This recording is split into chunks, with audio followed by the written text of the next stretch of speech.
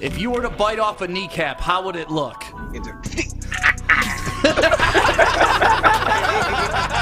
Woodward Sports, let's go.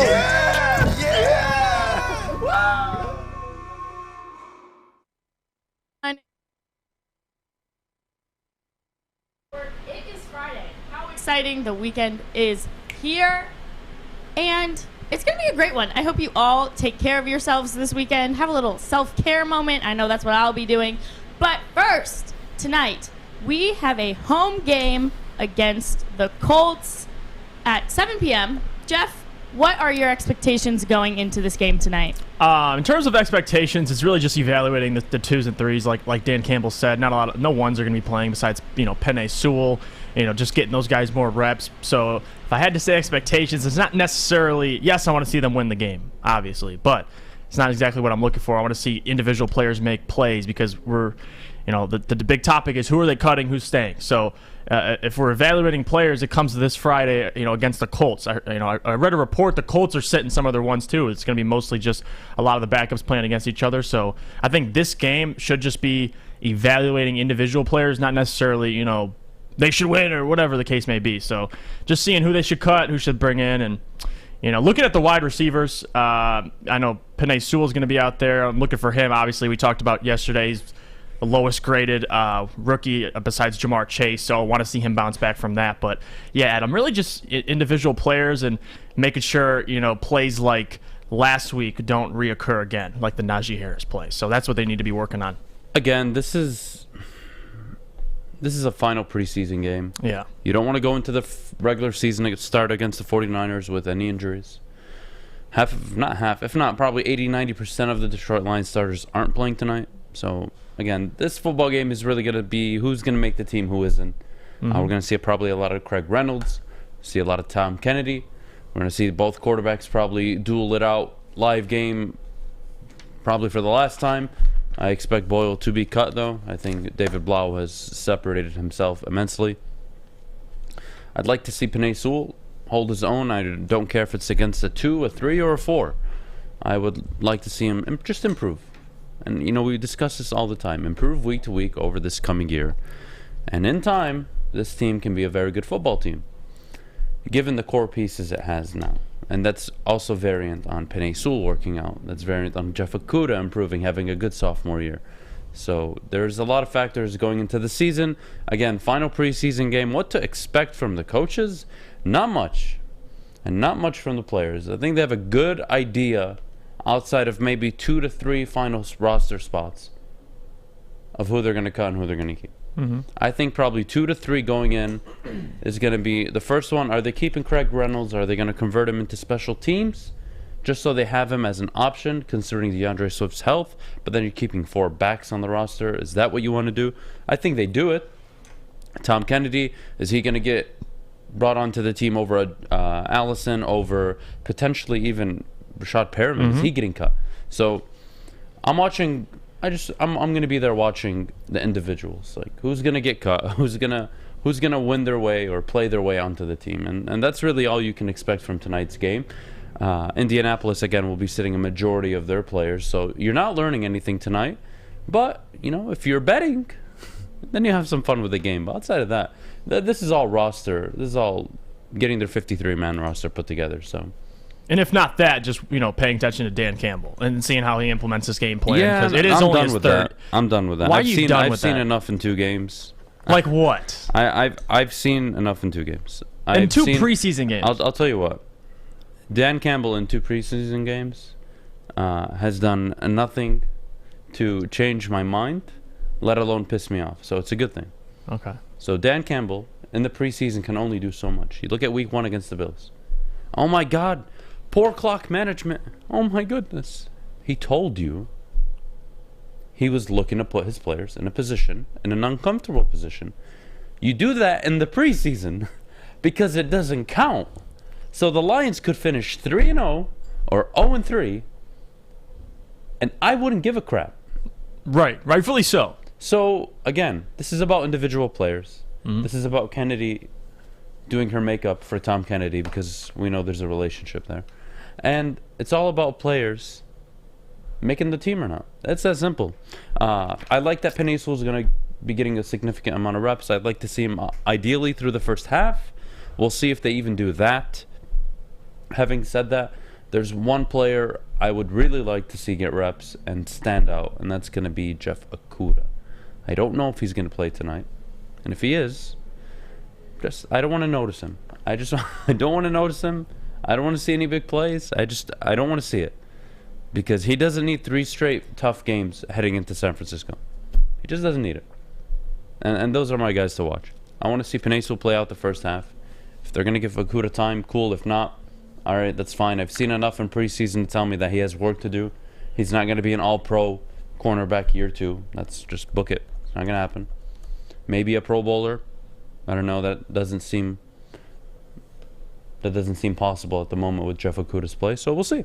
We'll see, Jeff. And I love how the Dan Campbell quote where he said a lot of people, including fans and the media, will be surprised that people that expected to make the team or players that people expect to make the team aren't going to make the team, and players that people didn't expect are going to make the team. So hint, hint, a couple guys. I liked how you brought up Brashad Perriman. Obviously can't stay healthy, and I would love to see more out of him because this wide receiver core needs depth, and that's a perfect guy right there. But he's been a little disappointing. Obviously the coaching staff hasn't really talked. They talked about Tom Kennedy, the guy they can trust, and someone who's made an impression on Dan Campbell, and that's someone that I think come season he'll be just getting more and more repetitions. He's a good 4 or 5. Yes. But, again, this makes me laugh so much. It makes me crack up. This wide receiving core, Adham, is better than you think. You don't know what you're talking about. There's Cephas, Fish. Fish is Amon celebrating. Ross St. Brown, Tyrell Williams, Allison. Now Tom Kennedy bursted on. 10-7. When Tom Kennedy makes an impression in the preseason, you have a receiving problem. You have a receiving problem. Yeah, I don't disagree. Your receivers aren't good. If Tom Kennedy is going out there and beating out your 4s and 3s, you got a problem. Considering your 1 is Tyrell Williams, your 2 heads or tails, Cephas or Amon Ross St. Brown. It's not a good look. And more importantly, the guys that I was over here rooting for hasn't really shown out yet. Like Amon Ross St. Brown. I mean, if you're trying to make the argument that this wide receiver core is possibly better than people expect, you have to have reasoning and proof. And the only thing I've seen so far is a little bit from Amon Ross St. Brown. Obviously, Tom Kennedy's made some plays, but other than that, it's tough. So come the regular season, we'll figure out a lot of this stuff. But like I said, Tom Kennedy, it's a good point you made because yes, you want to see him make the roster, but does that tell your talent of your wide receiver core? The fact that Tom Kennedy's wide receiver 3 or 4, I mean that's. What are your thoughts on really Jeff telling. Okudah heading into the season? You've seen him last year. He played only 9 games. Obviously dealt with injuries. He was playing in probably one of the most difficult schemes to play in, where basically Matt Patricia just left his corners on an island every single game. Not an easy thing to do, but you've gotten basically 11 games, or if you want to count quarters, 10 games. What's your thoughts on Jeff Okudah? What's his year 2 outlook? Is it this guy's going to explode onto the scene and be the number 3 overall pick we all expected him to be? Or is he just going to have maybe a good year, and then ideally year 3 he becomes an all-pro or maybe even a Pro Bowler? I would expect at least this year. I talked about this yesterday. I think Jeff Okudah is in the best position he's ever been in his career, having Aaron Glenn and having the support system, having teammates that he can compete with. Like, it's a great situation. He's not, he's going to have an opportunity to play so much this year. So my expectations is obviously improving from last year in terms of everything. Just his approach to the game. Like, we've seen a lot of the mistakes last year being highlighted. I want less of those, more highlights like high highs and less low lows. I want to see more Jeff Okudah not getting burnt by number 1 wide receivers because I know he has the talent. That's the only thing, though. I know. That's the only real thing you see on TV when you watch Jeff Okudah. It's like you got to beat again. Yeah. He's a very good open field tackler, high character intangibles. He's a very good guy. Probably can be a team captain in the near future. Oh, man, stop getting beat. Stop getting beat. Like, I think you're trying to be a top corner in the game. You don't get beat that often. We talked about Patrick Peterson being all-pro his rookie year, like just popping out and having a successful playing right away. Now with Jeff Okudah, obviously last year, he had the interception on Kyler Murray. Impressive. Injured after that. This year, I want to see, I want to see a couple interceptions. I think that's the big thing with Jeff Okudah. I want to see him. He's aggressive, but all that aggression has come up with nothing. Like he's aggressive at times, but it's not like he's taking calculated risks that pay off. Usually they don't pay off. So this year, I want more risk, like the rewards. That's going to depend on the defense a lot too, right? So your defensive line has to put pressure on the quarterback, of course, when you're dropping back in man coverage. Because if any corner, you leave them 5, 6, 7, 8 seconds out on the field against a wide receiver, you're done. There's no corner that can cover for 8 seconds. It doesn't work like that. So he's going to improve just based off of the defense not going to be as bad as last year, considering who their head coach was. But, again, stop getting beat over the top. You got to understand when you have safety help and when you don't. And when you do, you take your risks. When you don't, can't get beat for 42-yard plays. But regardless. Hi, Kennedy. Good morning. Hi. Good morning. All right, you guys. So we just talked about the Colts game coming up tonight. But almost, I would say more important than that, we've got roster cuts coming up. Got to get it down to 53.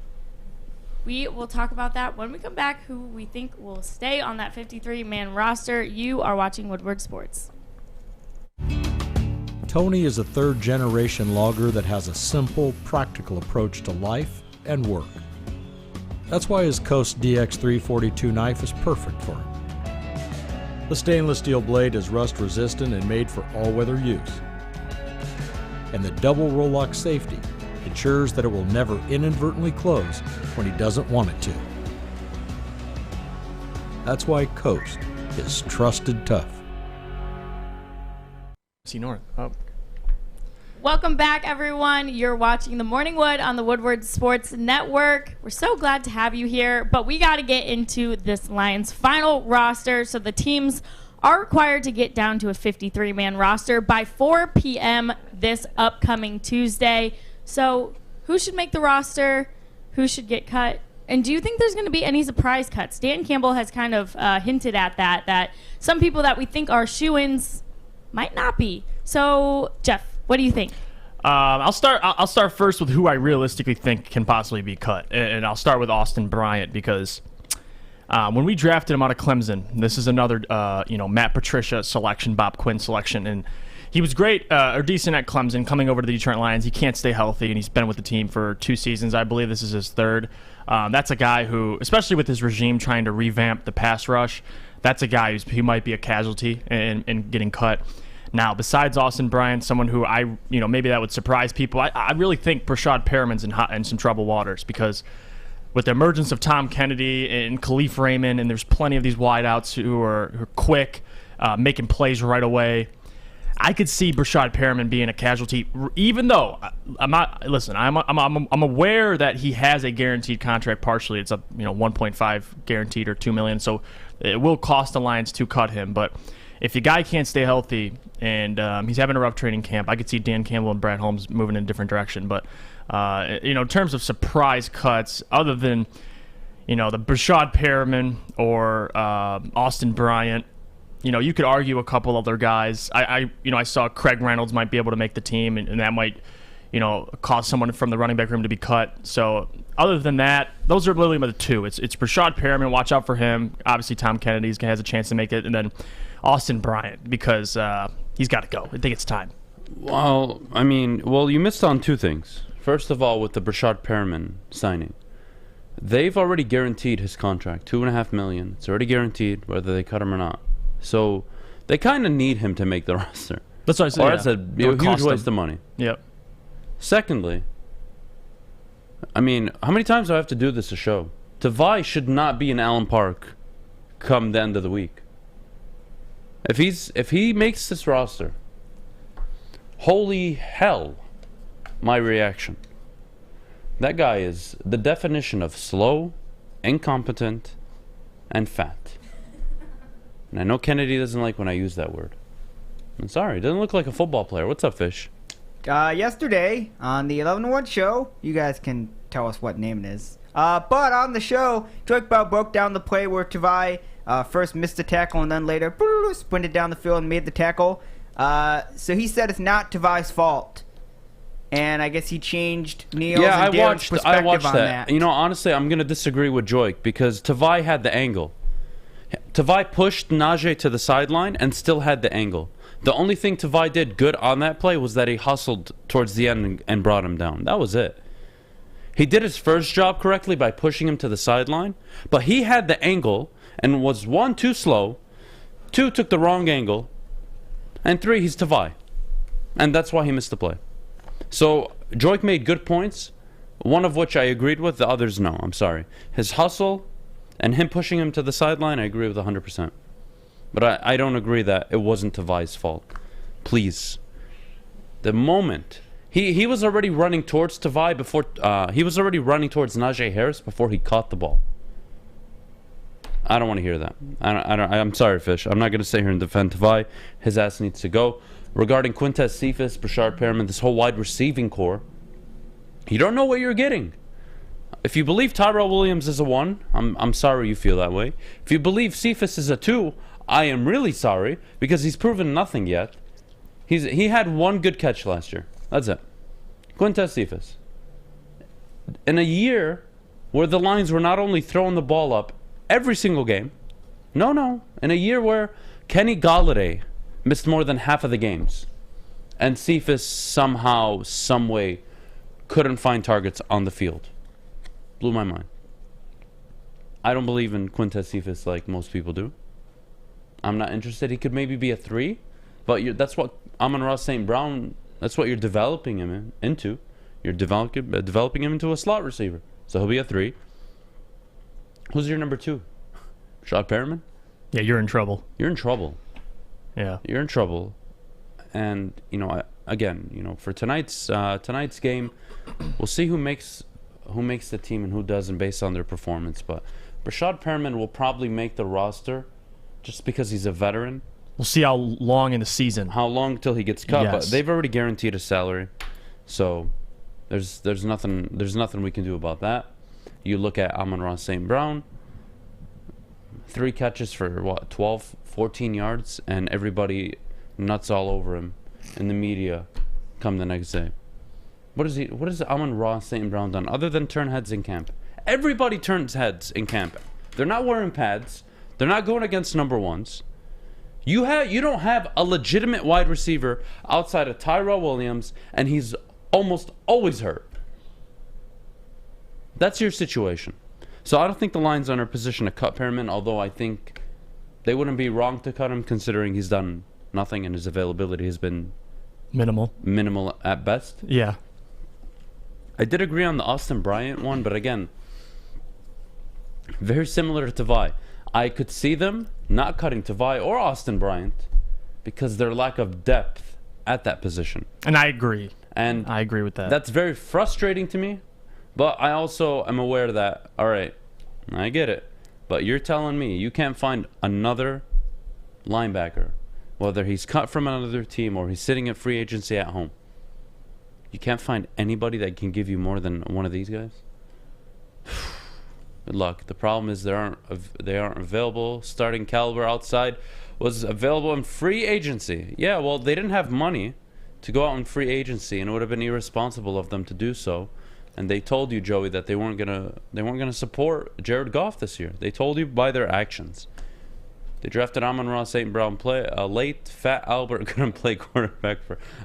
He wouldn't play quarterback for you either, Mike. So, sorry. I don't know anybody who'd want a fat quarterback. Anybody? Good luck with your 3, 5, 7-step drops. Kennedy, try to defend this. Go ahead. I was just gonna say we had a little bit of a chunky Stafford at one point. He was so cute when he was a little fluffy. Come on. He was fit though. He wasn't gorilla. Everyone would call him like Fat Stafford though. He wasn't Did we wide. Forget? He wasn't wide. I agree. He was, just he had a had baby face. fat. He had baby fat on him. It was sweet. He looked so little. Oh man. Listen, all I'm saying is you wouldn't want a fat quarterback. You don't. Go ask the Raiders. Don't really exist. Go ask the Raiders how having a fat quarterback plays out. Go, Honestly? Jamarcus Russell, Mister. I'm picking up a 12 dozen donut every single day before practice himself. That's your quarterback. Okay, if I was working out as hard as NFL players work out, I would also be eating as many donuts as I want because they just burn through those things. I can't do it sitting on my butt on this couch. But if I was running around all the time, I'd be eating donuts. Well, donuts and booze, not a good combo. Sounds good to me. I think Tavai should be cut. I really do. I think Tom Kennedy probably makes a practice squad, if not the roster. We'll see. I think Allison probably gets cut. But again, you want veteran leadership in your wide receiving core. You don't just want a bunch of young guys. It's going to be a rough year. Like, this drives me insane. This is not going to be a pretty year. We acknowledge that, though. No. Don't say No, we do. I don't want anybody acknowledging we. This is not a we. It's not going to be a good year for the Detroit Lions. It is I think not. most know So that. everybody, no, Kennedy. They Most do do. not know that. They do. Most do not. It's really know that. Art, maybe Fish. No. Fish did yell 10 and No, 7. there's a Crackman, dude 10-7. who dresses in Detroit Lion finalia, and he calls himself Crackman. He does. I call him Crackhead. Actually, I don't think he called himself Crackman. He just got the name. No, Yeah, he I does wonder call why. He's himself a crackhead because he's been supporting the Lions for Well, he 60 called years. himself that now. Well, I would I'm pretty also sure when he turn to started, he crack didn't if call I'm himself not that. wrong. Listen, when you suffer the way he has over 60 years, you end up like that. And I want all of you not to experience that. So if you just listen, understand they're going to be bad this year. Set your expectations low. Have zero expectations. Just look for the players to get better. And you might enjoy your football season. I definitely will when they go 10-7 and win the Super Bowl. Thank you for that, Adam. Fish, you're going to cause this man to have a heart attack. Fish, it's people like you. And it's fans You want me to like listen? you. I'm listening. It's people and fans like you Okay. that deserve another 60 years of nothing. Of nothing. And I'd be fine Not with a that. but playoff I'm win, telling not you a it's gonna division, happen. nothing. Okay. That's what people like you deserve. Okay. It's not going to happen, but I appreciate your concerns for me. It's not going to happen. It's already happened once, Fish. Prove me wrong. Okay. Well, I will when February comes around of 2022. Oh, my Oh. goodness. You know what's funny, Adam? I feel like I see people in the chat. It seems like you're getting more people on this 10 and 7 train just to see if you're wrong. Like people want to see. I'm sorry. Like, you guys, People just I want know to what see game you hasn't wrong. been played yet. Oh, my goodness. We haven't seen Jared Goff yet. The defense might be better. We're going to have a top 10 O-line. PFF ranks us in the top. That's great. We don't have wide receivers. Your secondary doesn't look all that great. Just go watch the first half of the Pittsburgh game. All right. Oh, well, all of our starters weren't playing at him. Okay, that's fine. I'll give you that. All right, now what? Where are your linebackers? Derek Barnes? Great. You have one linebacker I actually really like. One. Where's your defensive end rush? Trey Flowers is going to step up this year? Who? You drafted 2 rookies. Besides They're not going to come Romeo. out and be world beaters year 1 where you're going to be a 10 and 7 football team.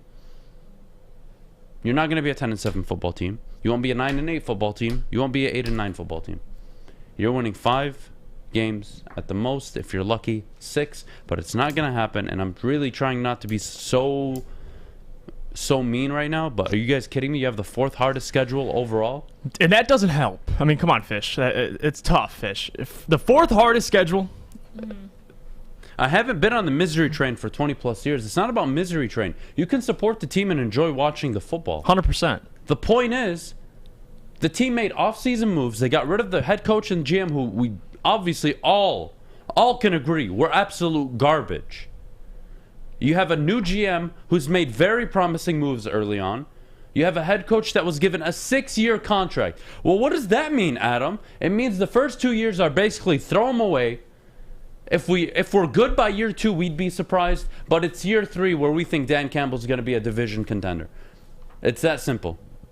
It's not about being on the misery train. Being a 5-12 football team doesn't mean you have to be miserable. It means you're getting there. You're in a process. You downgraded at quarterback. What do you want, Fish? Have you ever heard the saying, common sense ain't that common? What is it? Common Oh, sense that's ain't another that common. art saying. Yeah. Well, it ain't that common for you. What is it? What is it saying? Kennedy, help me out. Common sense ain't that common. Yeah. Is what You know art what? says. If common sense, I'm gonna backhand Fish and Art by the end of this show. Hey, I got a better saying.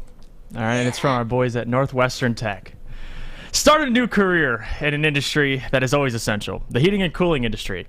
Learn more today by visiting northwesterntech.edu. Hi, I'm David Hall from Hall Financial. And at Hall Financial, we treat our clients like family. And our number one priority is giving each of our clients 5-star service. Our passion for 5-star service, combined with our expertise, allows us to find the best possible solution for refinancing your home loan. We take the time to focus on both the individual and the numbers. We're going to walk you through the process and close your loan in half the time of our competition. Go to davidhallmortgage.com today. Welcome back, everybody. You're watching The Morning Wood on the Woodward Sports Network. We are so glad to have you here with us. All right, so we're moving away from football for a little bit, and we're going to talk some baseball. So Miggy has come out and said that after his 2 years here in Detroit, he will retire. I will miss him so much. I know Adam's going to have something to say about this, so Adam, let's just get it over with. No, that's great. No, it's a great thing for the Detroit Tigers. He's only going to be here another 2 years. I mean, that's when his contract ends. Me personally, I don't think he should be getting full-time at-bats after he gets 3,000 hits. That's just my opinion. Now, obviously, I'm a bit, dramatic. I say cut him after he gets number 3,000, but no. As long as he's willing to, just take a step back, DH every so often, play first every so often, so maybe Torque goes to the DH and gets some rest in the field. Okay, I'm okay with that. Miggy is one of, if not the greatest right-handed hitter of all time. And not only that, I feel like he's so underappreciated, given the last 4 or 5 years. And the situation that, guys, prime Miggy wasn't just Fernando Tatis hitting a bunch of home runs, Shohei Ohtani. No, he was doing it with power. He was slapping it to left, center, and right. He was batting for average. He was collecting hits, scoring top 5 in runs most years. He was everything. Everything you guys say in the media, Mike Trout was a 5-tool player. Miggy was damn near the same thing, if not way, way more accomplished. Nobody was doing what Miggy was doing. And nobody to this day is doing what Miggy was doing. So, I'm going to pay the respect and homage to the great player he was. And if he wants to walk away after 2 years, great. I mean, that's when his contract ends. It's not like he has a choice. And they're not re-upping him. So, I'm gonna be there for the final game. I'm gonna clap him off the field. Gave me some of the best memories in my lifetime as a Tigers fan. Great. But we're talking this Tigers team. AJ Hinch has proven he can win with that much talent. You bring up your arms, you bring up your bats, your talent grows to this much, which means you'll win more under AJ Hinch. And what happens when they develop and they become better players? You compete for the AL Central and you make runs into the postseason. It's that simple. That is that simple. So I'm happy for Miggy. If he wants to leave on his own accord, that's fine. But I expect him to take a huge back seat after he gets number 30,000. I think this is, very real of Miggy to say this, really especially say, I'm only playing 2 more years and be open about that. And I think you made a great point I was going to bring up is, if anything, Tigers fans should be more confident right now with AJ Hinch that, in 2 years when Miggy, clears and leaves the roster, that he's going to fill that spot and we're going to continue to compete because as great as Miggy was, I had a chance to watch him. I'm only 20 years old, but the last 10 to 15 years, watching him win the Triple Crown in 2012, and even recently watching him, crush his 500th home run. Those are moments that stand out for me and mean a lot to me personally. Because yes, there's a lot of ups and downs, but the main thing is having such great talent in Miguel Cabrera, being able to appreciate that, the things he's done, and like you said, one of the greatest right-hand hitters of all time. That's what's going to matters to me in terms of Miggy's legacy. So in 2 years, when he decides to hang it up, it's not a panic mode. Obviously, he's going to ride off into the sunset. We're going to appreciate all the memories we have and continue to compete because I got real faith in this Tigers team, especially with the young guys coming up in this bullpen. So like I said, appreciate what Miguel Cabrera did to the city of Detroit and all the accomplishments. But for personally my most favorite moment of Miggy. Honestly, and this sounds weird to say this, but besides the Triple Crown moment, it'd have to be recently when he crushed the 500th home run. I thought that was, the 400th home run was sweet, but the 500th home run, crushing it 400 plus feet It sucks it wasn't in Detroit. It wasn't at Comerica Park, but nonetheless, it did go where nobody was at. So you know what? It all kind of worked out. But watching Dan Dickerson react to that, man, that's probably one of the best memories. I didn't see it live, but God, that is legendary. And to know it happened on the Detroit Tigers, too, from a player that has been here for so long. So just appreciate the memories. And, you know, he's had a great career, so nothing to hang his hat on. Well, my favorite Miguel Cabrera moment has to be his walk-off home run against the Twins. I want to say 6 years ago. I was at the game, so that was like a big deal. That was one of my favorite Tigers memories. Not because it was significant in any way or it had historical meaning. No, but anytime you go to a game and it ends off in a walk-off from the team's best player, it's just different. So for me, that's my favorite memory. Obviously, 500, 400, you go across the board. Yeah. Again, I don't want people forgetting just how good Miguel Cabrera is, or was, I should say. One of, if not the greatest right-handed hitter, and that's including Albert Pujols. That's including, you know, if you want to count Alex Rodriguez, you can count all the hitters you want. Miguel Cabrera did something that we hadn't seen in over 60 years in baseball. So if it hasn't happened in baseball in 60 years, you know it's very difficult to do. You know it's very difficult to do. And the dude pulled it off, won a Triple Crown, should have won back-to-back, but Chris Davis was juicing, so... You know what's very important too to point out, like everyone knows this, how good of a guy Miggy was and how funny and entertaining he was. Like everyone knows the Jose Altuve when he picked him up like a child, you know what I mean? And now we got moments that I want to share actually. Back when Kelvin Johnson attended a Detroit Tigers game and Miggy was just having fun with him, man. And this is something that stood out to me because I'm like, this is two people from two of my favorite teams combined in hands. So check this out. I guys want you to see this. Touchdown pass from Miguel Cabrera. Just before this inning started, how about Miggy? Is he trying to hit Megatron? I guess he's doing his best Matt Stafford. Miggy played some volleyball along with baseball. I'm going to kill you, Fish. I love it. No. That's unnecessary. Those are the experiences I love, Fish, too. get There your was stuff sound together. on the video. Ding ding when there's sound. You want me to Whatever, mute the mics? Hey, just I muted the mics because there was sound Fish, in the good video. job, buddy. You're doing your job.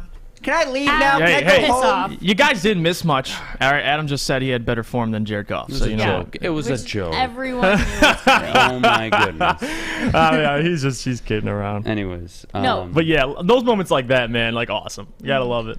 you know, Miggy was he's like one of the funniest first basemen too, if you like pay attention. 100%. He messes with everybody that Flipping their reaches hat. on base. Yeah, it's the when he funniest was thing. messing with Ohtani, he took his gloves out of his pocket and Yeah. like put them on the ground and then like puts them back before he realizes. Like he's just so funny. And honestly, Jeff, like my favorite Miggy moments are the exact same way. Like growing up, watching him and Maglio together was my favorite thing in the world because, mind you, I was quite young. So when I was at baseball games, I wasn't really caring about the game, right? But I was thoroughly entertained by those guys. They were always having fun together in the dugout. I just remember being like, they're the best of friends. Like, this is so fun. And I just remember watching the two of them. They mess around with each other on the field, off the field, and those are some of my favorite memories with Mags and Well, the sooner he Miggy. leaves, the sooner we can all move on and just appreciate him because they ain't doing much right now. So, And then people will say, bring him back in a year or whatever the case no, may him be. and Like, Verlander are not cherish interested. the memories. We're not a retirement home. We're not a retirement home. We're trying to build an AL Central contender, and the way you do that is bringing up people like Riley Green, Spencer Torkelson, all your arms and bats that you have in the farm system. So don't waste my time, and don't waste any of the people at home's time. Thank you. Well, speaking of people that will be brought up, we got to get into some Luca Garza talk next. So make sure you stick around right here with us on the Woodward Sports Network. I'm looking to bring on another HVAC tech right now. We are recruiting 5 to 10 techs a month. We're looking to grow and expand. Every new tech we hire is from Northwestern Tech. The hands-on training is fantastic. They're always my first call. We love hiring Northwestern Tech grads. They come out trained and ready to work. Our program is only 10 and a half months, and our next classes are starting soon. So why wait? I'm looking to hire a graduate of Northwestern Tech. Northwestern Tech. Northwestern Tech. Northwestern Tech. Hi, everybody. Welcome back to the Morning Wood. We are so glad you're here with us this morning, tapping in right here on the Woodward Sports Network. This is not... Do What's Jeff wrong or with I you? look like Joik Bell? No? Tap in. Get that old love affair out of your I vocabulary. can't. He's still my bestie and a Tessie. I can't I have help been it. told I look like Joy Bell, though. Oh, yeah. I see the resemblance. It's uncanny. Yeah, can you give us a flex? So I can't. You know what? Muscle's too big. You know what I mean? I got You walk have like to start Joy. wearing tighter shirts if you want to look like Joy. I mean, we kind of got.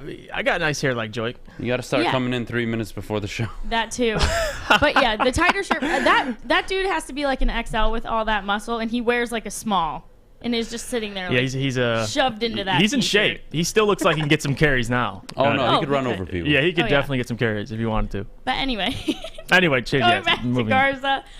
So he's had some interesting numbers in his career. So he entered college as the number 100 prospect, left that's not a word, left as player of the year, and falls number 52 in the draft. So what do you guys think his role will be here in Detroit? Jeff? Especially Luca Garza. Listen, this guy immensely underrated. He went to Iowa, a 4-year man. He played, National Player of the Year. And what he did at Iowa each year, he's gotten tremendously better. His ability to space outside. I think the biggest question with him for guys that were looking to draft him or when he declared was, a little slow on the perimeter, but his fundamentals are there. I mean, the guy plays hard. He plays with emotion. He could rebound the ball. But I think what he's done, Troy Weaver found a steal, a gem, if you will. He got to Detroit, played in the summer league, and he immediately made an impact. You could see it on the defensive side. He lost like 30 pounds, I think. He went on like a crazy diet. He's committed to getting better physically because mentally he's there. He can shoot the ball. He's really talented, and that's what will translate easily to the NBA. Like guys that come into the league can shoot, knows how to play in the pick and roll like Luca Garza does, and I think those skills alone will help ease his transition in the NBA. And I could see him. People say, hey, he might go to the play for the G League or for a little bit, but I could see him realistically, even if not early in the season, midway through the season, being a player on this team. Being like the 10th man, if you will, or 9th man, whatever the case may be. He's talented. I think this guy Dwayne Casey can find time on him for the floor. And what other centers do we have? I think Balsavica. I think he went back to Europe to sign a contract. We don't have him anymore. You got Jahlil Okafor, and he's not very talented, as we could see last year. Isaiah Stewart, he could play the 4 or the 5. So just in terms of your depth, you want Luca Garza. I think he's too talented to just send down to the G League and say, good luck. I think he should be playing this year. And, you see the videos of him splashing threes on Twitter, man. The guy's working on his shot He's constantly. down about 40 pounds, so it's really impressive. What do you think about that, Adam? Losing weight. Is that a good thing? It's the right thing to do when you're trying to be a professional athlete. It helps when you lose weight, even when you're a head coach. Now, when you're a coach, is it necessary? No, but hey, it's always good to take care of your body. Nobody wants to be obese, diabetes. Do I have to go? I'm not a doctor, but don't make me sit up here and tell you the pros and cons of being fat and obese. Do I really have to educate people on that? It's obvious. Nobody should ever strive for being fat. If you do, unless you're a sumo wrestler. Unless you're a sumo wrestler, then it's acceptable. Which, by the way, starts December 12th. Go ahead, Fish. Fish loves his sumo. It starts Fish, do you September actually 12th. watch sumo wrestling? Oh my God! Every day in the back office, he's watching sumo wrestling. Well, not every day, but yeah, I'll be Pretty watching much. September 12th at 3 in the morning. That's a Sunday. 3 in the morning, Fish? Yeah, Well, it'll start at Luca Garza. It'll start Luca at 3 and Garza, then 5. Okay. Adam I wants love to you, watch. Fish.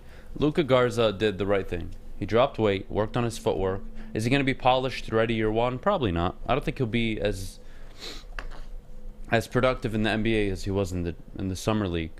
But there are good signs. He can shoot the 3. He's a willing passer. If he just fix it, he's got to work on footwork, boxing out, and being more aggressive inside the paint when it comes to rebounding. If he can do that, he'll be a very good asset to the Detroit Pistons moving forward. He's not going to be, an all-star, a Hall of Famer, but you need players like a Luca Garza that can just do their job, do it well, hustle, play hard, and that's all you can ask for. That's all you can ask for. I'm very happy for Luca Garza. He won the Naismith Award, the best collegiate player in basketball last year. I mean, you can't go from being that good in college to not good. So I'm glad Troy Weaver took the chance. Clearly, it's paid dividends. They gave him a two-way contract. And it's a good thing. He needs to work on footwork. He needs to work on boxing out. Great. Give him time to do it. There's no rush. You're not contending in the Eastern Conference this year or the next year. So grow your players like Dwayne Casey has proven he can. And this will be a formidable team in the near future. It's that simple. Yeah, I could see him being a good piece to this team. Like, they need guys like Luka Garza, guys that come and play hard. Because you got Isaiah Stewart. You know, he brings the energy, beef stew. But now you got Luka Garza, someone on you can rely on. And I know Dwayne Casey will love, because he seems like a player all coaches love, because he comes in, he plays hard, and he doesn't say too much. He doesn't get into getting technicals. He just comes and plays this game, man. He'll be screaming when he dunks, but I think, like you said, boxing out when he rebounds. He's shown his ability to rebound, but he needs to be more play with more size up there. Because in college, he's playing at the 5 position, but he's playing like a 3 or a 4. I mean, the guy's all over the floor. So coming into the league, he's got to play more big. I mean, he lost weight, but he still needs to control that pain a little bit. But he'll have no problem transitioning to the NBA with this shot, man. He reminds me a little of Kevin Love when he first came in. I mean, he's not going to dominate like that, but his ability, he's 6'10". Kevin Love, okay, so Jeff, what's your overall opinion on Kevin Love? Early Kevin Love. Forget Cleveland Love. Especially in Minnesota. I think people forget just how good of a basketball player he was. Dominant. But Luca Garza is not Kevin Love. I'm saying coming in. Yes. Can he be? I like this comparison more. I think you'll like it. Nikola Jokic. He came in a little heavy set. He had to lose weight, get on a good diet, work on his footwork, became a better shooter. That's what Nikola Jokic did. I feel like they're on a similar path now. Do I think Garza is going to be an MVP in the league or anything close to that?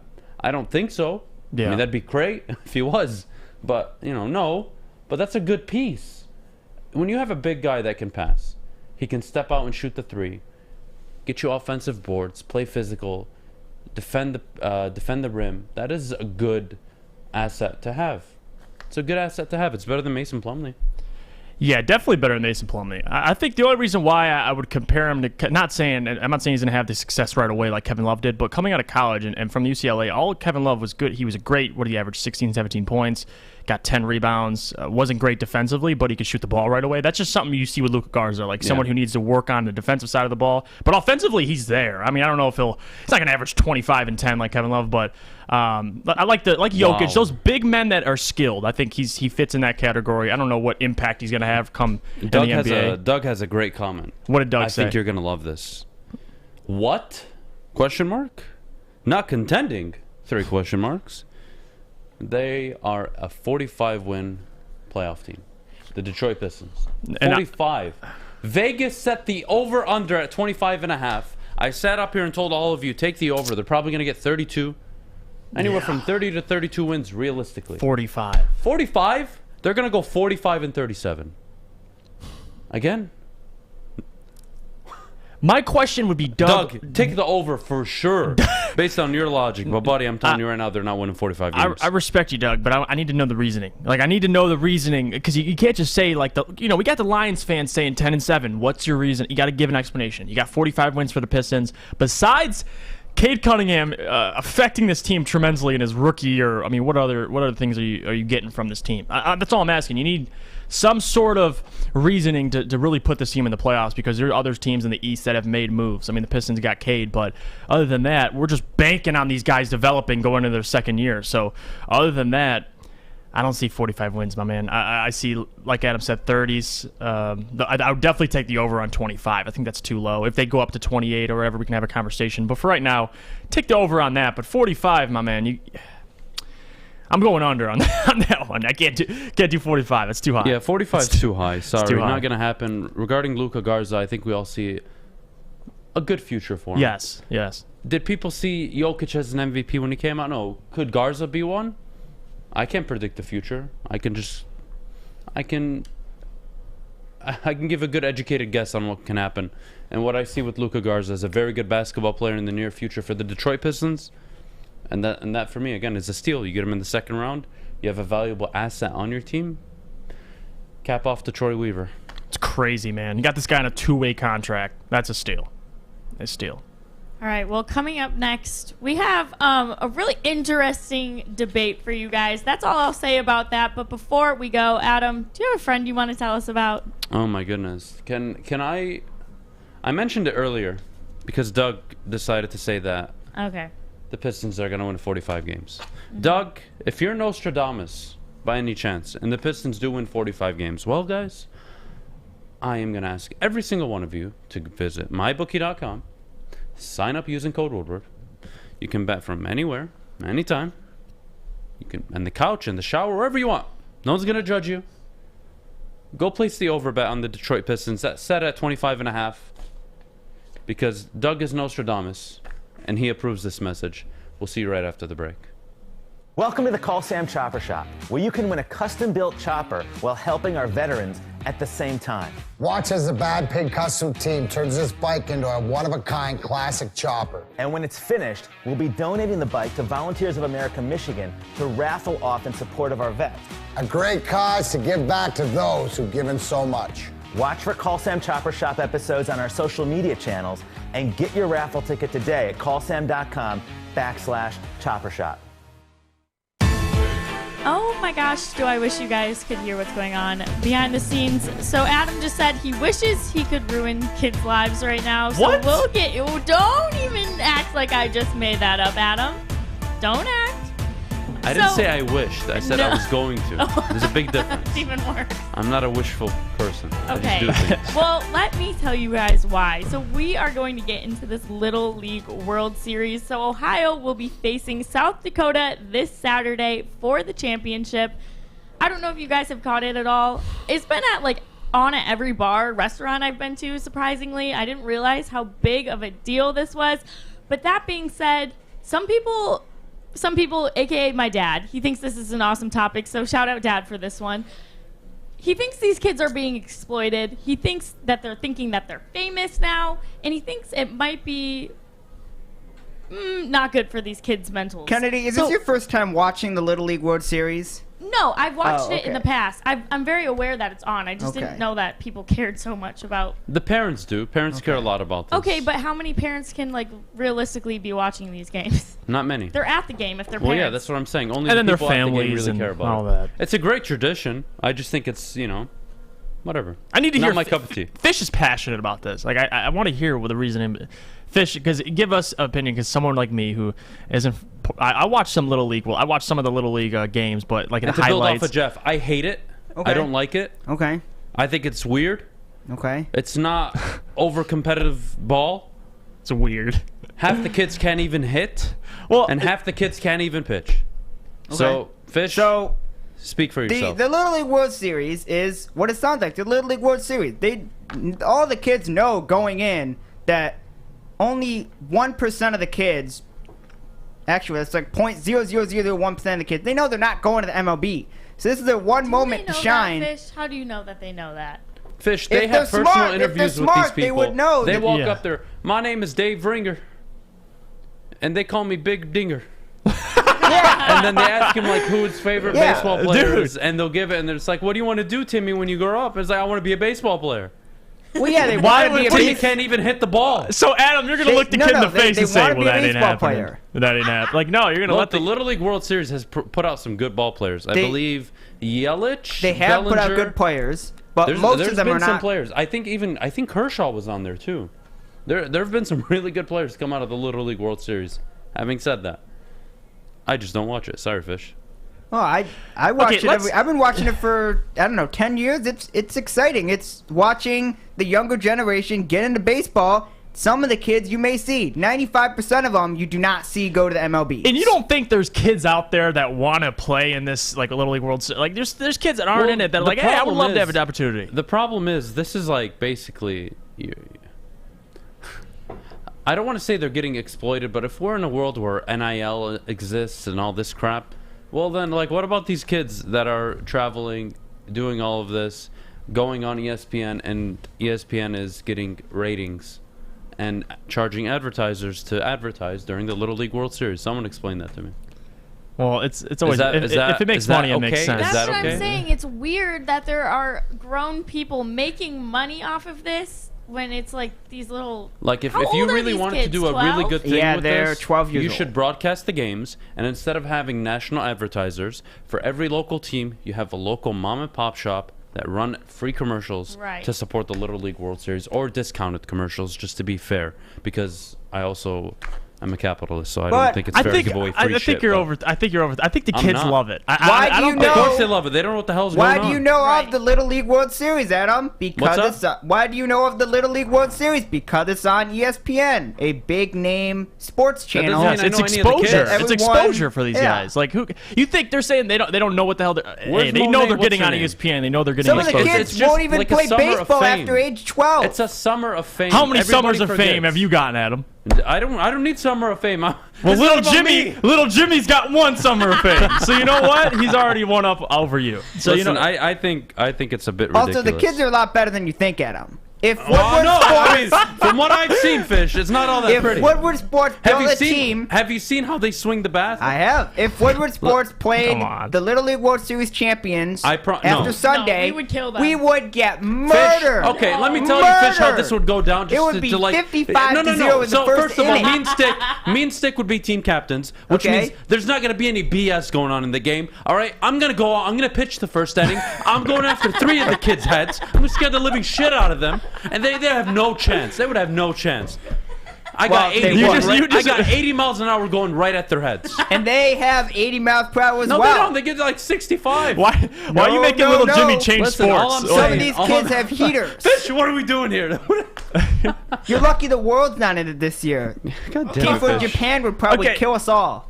Can we all agree mutually that it's great? Like guys like Taylor, the team from Taylor, they got a chance to go and get that exposure. That's like great. I didn't even hear of this team beforehand. Like I don't know who the heck, and you won't know who the heck they are going forward. But at least they got, you know what I mean? They got some Whatever. exposure. That's what matters. No, but it is weird. Okay, so I just Googled Little League World Series, and what comes up is Gavin Weir, I'm assuming is how you say it. Gavin Weir throws no-hitter at 2021 Oh, Little yep, he League did. World. Am I supposed to know who Gavin Weir is? Yeah, he threw a no-hitter. What? Who's doing this for their SEO? Gavin, well, no, it's not about that. It's again, I think it's cool for the kids. Like jokes aside, I'm sure, but like it's a really cool experience for the kids. I just don't get how a national media company. I don't know. This is beyond maybe my foresight. I don't know. I don't like it though. I don't like it. I don't enjoy it. I don't enjoy the Little League World Series. You guys can hate me all you want. Hey, real quick, I want to bring up a point Lloyd just brought up because I didn't even think about this. They could put this stuff on there if they're trying to play collegiate baseball. Like, what a good look. Yeah, they put it on their resume. When you were 12 years old? You played in a broadcasted tournament style with some of the best kids around the country. the worst That's high a good schools look. are still in broadcasted tournaments. This is on ESPN. Okay. It is a huge platform for these guys. Like I was cheerleading on ESPN2 in high school. No one gives a rat's. But you're not cheerleading for the Detroit Lions, so you know what? These kids might play in the national whatever. You know, Well, they might play collegiate baseball. They might go to the MLB. AA, AAA, There are some single-A. kids that are playing like the Weir kid who are like really good though. Okay. Oh, really good. Okay. You said the kids are not good. He Most threw a of them are no-hitter. not good. Do you watch the full game, or do you just watch the highlights that they show No, on I ESPN? watched the full game. Then you would know, like, I watched a lot the of them are Taylor not game that good. yesterday. Well, okay, that's your opinion. It's not okay. You could see a kid strike out, Adam. You could see a kid strike out and say, that kid sucks. Hey, Adam, how if I had one of the kids from that Little League World Series pitch and struck you out?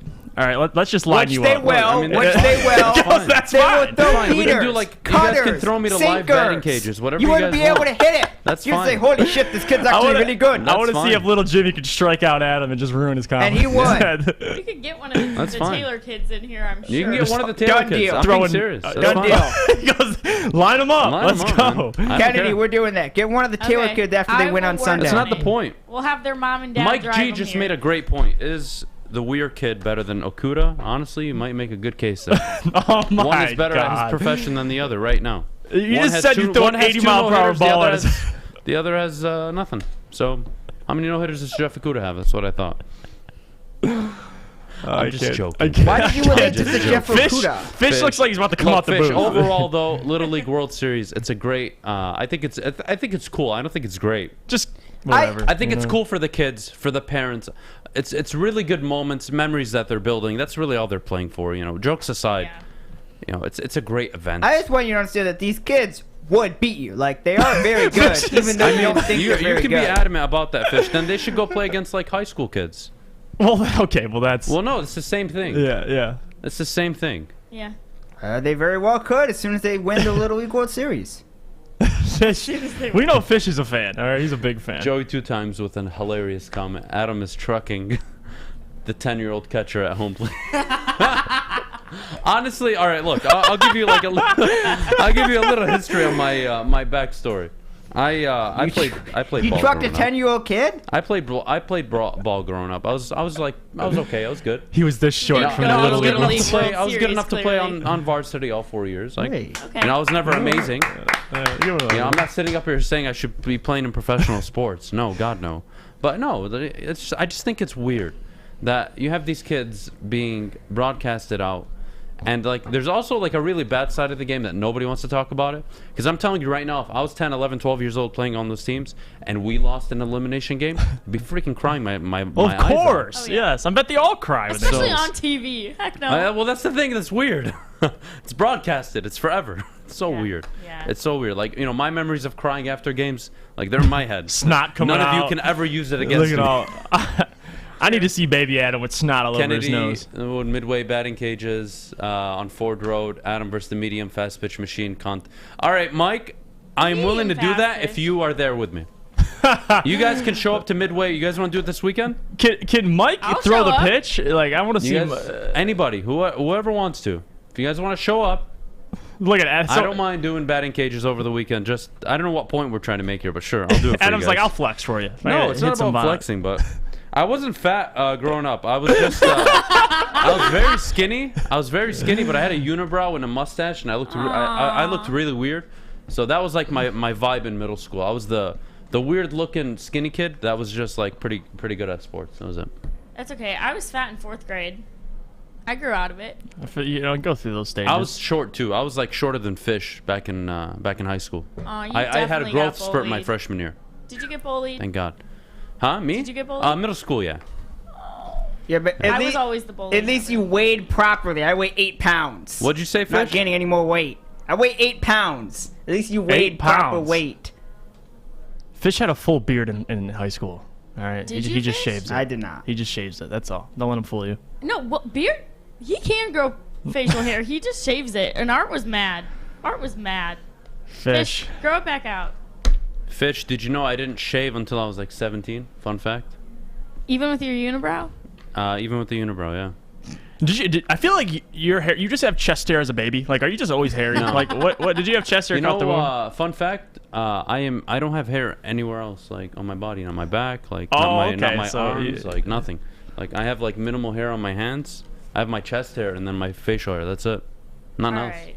Well, this It's a is dead getting zone. weird. You know, hey, quickly. you know what your best quality is? People have been saying a couple curls in the front. You know, What's you what happens when it's hot outside? My hair freaks the Speaking hell out. of the and Little I get League an World afro. Series, which is the topic we're talking about, will Okay, you guys Fish, be watching the championship Fish, F your games topic. this weekend? Maybe, yes. I'm Okay. not a fan of the Little. But why not tune into the championship? Any championship game of anything, you want to at least tune in for. I'm a not little tuning bit. in. I have a Lions game to watch. That's on Friday. Yeah, it's not today. Oh, when is it? The Tomorrow. 2 bracket championship games are Saturday, and then the actual What time? What time? Give me times. 12:30 and 3. What? 12:30 and 3. 12:30 to 3. Fish, I'm be cutting my lawn. So. And then the actual I'm not championship game missing is my time Sunday. with my grass. The actual championship game to is watch Sunday the at Little 3 League World o'clock. Series. My time with my grass. Sorry, buddy. Not gonna happen. The actual one Sunday. Are you gonna be If I do Sunday watch at it, 3? I'll let you know, though. Sunday at 3 is the actual championship game. Well, from 3 to whatever time it finishes, I'll be doing something else that's more important. Well, the kids in the Little League World Series might not be the best, but we will be telling you who we think our best safeties are in the league when we come back. You guys are watching Woodward Sports. Okay, you thirsty little spin goblins. I want you to pedal into the next dimension. Spin it! Spin! Spin! Uh-oh! Carmen's falling behind. Let's give her the hiss of shame. Spin! Spin! Spin till you bleed! Don't ride the bike of shame. Come to Planet Fitness and find your own lane with tons of equipment, free fitness training, and no hissing. Join today for just $10 a month. Welcome back, you guys. We are talking top safeties in the league. So Bubba Baker has come out and said that he's the best in the league. The team backed him. Do you guys agree? I want to know. Jeff. Listen, I love the mentality, because any person knows this. If you want to be the best in anything you do, you want to start with your mentality, and you want to tell yourself, I'm the best, believe it truthfully. But as an analyst, as someone who realistically watches the game, has he forgot about Justin Simmons? Has he forgot about a Minkah Fitzpatrick in Pittsburgh, who's only getting better every single year? Like, there's other safeties I believe are just who would you put above him? I think Justin that's where Simmons. I want to go. Just Justin Simmons. Not a Harrison Smith. You can go Harrison Minkah Smith. Fitzpatrick. Harrison Smith for sure. I think Minkah's more closer. I think I would take Minkah Fitzpatrick. I think that's an argument. John Johnson in Cleveland. He's good too. He's up there. I think Buda Baker should be a top 5 safety. Yes. Yes. Let's make that clear. I could care less. He's a good safety. He's very good. But number one. And he has that Metcalf chase down, which you can't get out of your head. So, when you're pulling hair, that might be all the difference at who's the best safety. But somebody I think is overrated probably is the Honey Badger. I don't think he should be on any top 10 list anymore. Let's move on. Top 10? Yeah, no. You think the Honey Badger's overrated? Yeah, man. He's out of it. He's past his prime. Past his prime. No longer a top safety in the NFL.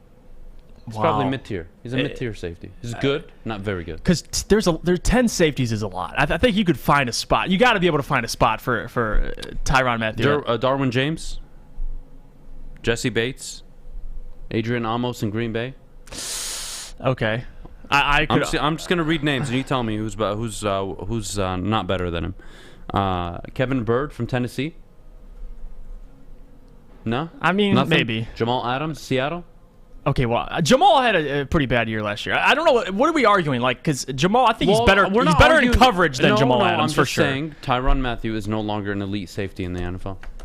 And for me, elite safety, he's not in the top tier. He's not.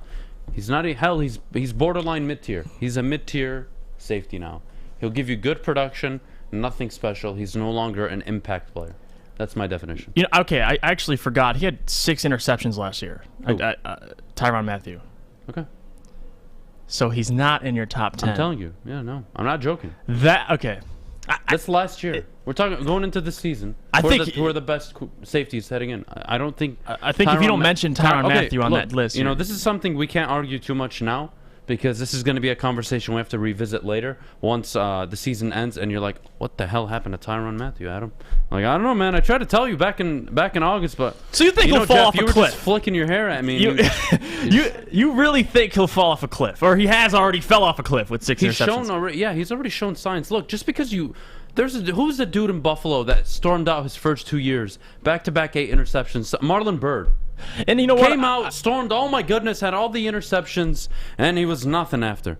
Like, look, interceptions are not just the individual player. If it was about the individual player, Deion Sanders, Champ Bailey, all these guys, Ty Law, Patrick Surtain, all of these players would be up in the 60s, 70s. I know Champ's pretty close to where he's there, but the point being, interceptions is a stat. It's not a reflection of how good you are. No, and I agree. A Jalen Ramsey, a Darrelle Revis, Ty Law, Chris McAllister back in the day in Baltimore. These tiny players, just because they didn't finish their careers with 60, 70 interceptions, they didn't get 10 a year, 5 a year, 7 a year. That doesn't mean they're not great corners. And like the same with the safety. I think like interceptions. Troy Polamalu is he not one of the best safeties ever? Yes. He was more known for his on-the-field playmaking, tackles for loss, sacking the quarterback, fumbles, and occasionally, he got a lot of interceptions. But you know who's really known for committing a ton of turnovers? Ed Reed. Again, Tyrann Mathieu, 6 interceptions. But you're comparing great. I mean, those are great safeties. Again, we're talking about Tyrann safeties right now. I think there are maybe only 2 or 3 in the NFL. And I agree. I agree with that. So Justin Simmons, I think, is for sure one. Mm-hmm. I think Buda's elite. Yeah. I think Buda Baker is elite. I think his playmaking and his open field tackling are what make him elite. It's not just, again, the interception column. Honey Badger missed a lot of tackles last year. Honey Badger was not himself last year. And he just had 6 interceptions just to trick you that he had a really good year. And he didn't. Sorry. Honestly, and it was probably bad of me just to bring up the interceptions because he does do more than that. He's Honey Badger was known before interceptions of doing much more than that. Yes. He would get after the quarterback. He would attack the backfield. Yes. He would get after the quarterback. He would disrupt the run game. Like, Honey Badger was a very good safety in his prime. He's past that, in my opinion. Maybe I'm wrong. I don't think I get you. He's in his prime anymore. I think he's a bit overvalued and overrated this year. And it's gonna show. It's gonna show. I promise you, he doesn't finish as a top 10 safety by the end of next year. Someone now, as much as I love Harrison Smith, he's 32 years old, so I could see maybe Budda Baker rising closer to him. But I still have Justin Simmons, Harrison Smith. Like I said, Micah Fitzpatrick is right there. I think Budda Baker's among that elite group, but he needs this season if Budda Baker comes out and dominates in all fashion because we have to at least bring up the guys around because safeties can't be safeties without a great secondary. It helps them strive. So if you have a guy like Justin Simmons who has very talented corners alongside him, you're looking at Harrison Smith. Pretty good corners alongside him now with Patrick Peterson. There's a lot of good safeties. Yes. Again, elite, I think there's a handful. I don't think Honey Badger's elite. Sorry. I just don't think so.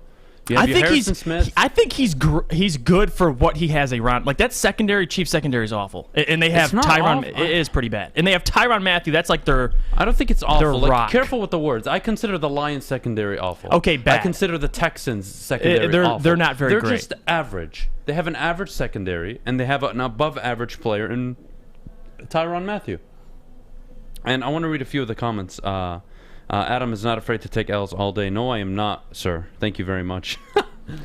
People are funny. He loves taking L's. No, so there's a question, and I'll ask you it, Jeff. What teams are you looking for?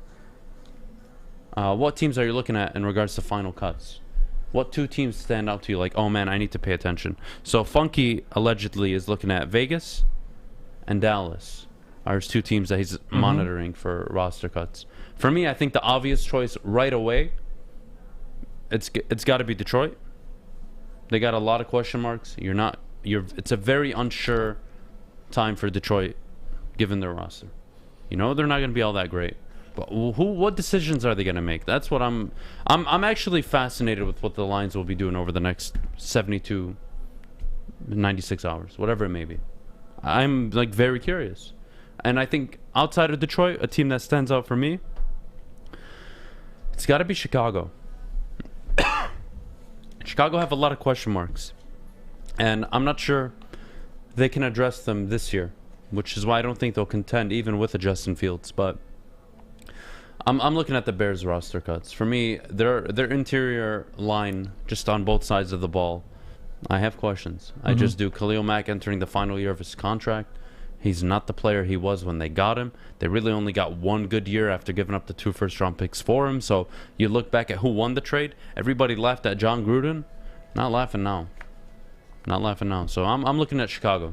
Chicago and Detroit are my two. And it's hard because you're looking at teams that have the potential to make a lot of change. I think Detroit's the clear one because there's so many unproven guys that they're willing to cut. No one's safe. As long as you're performing well on the field, you should be fine. But looking around the league, there's not too many teams that you could say, I'm excited to watch this team and who they might cut because, like Adam said, they got the Chicago Bears, a lot of uncertainty around there. You can even bring up personally, the Los Angeles Rams I want to watch for some reason just because you never know what roster moves they're making, just trading for Sony Michel. Like, they're trying to make a run this year, so they're aggressive in the trade market. But other than that, I want to see Green Bay, like just NFC North teams too. I mean, there's a lot of uncertainty in there. Like, you got Chicago who, well, like Adam said, it's lost some talent, now trying to revamp with Khalil Mack, Eddie Jackson in that defense, Roquan Smith. So they're making moves.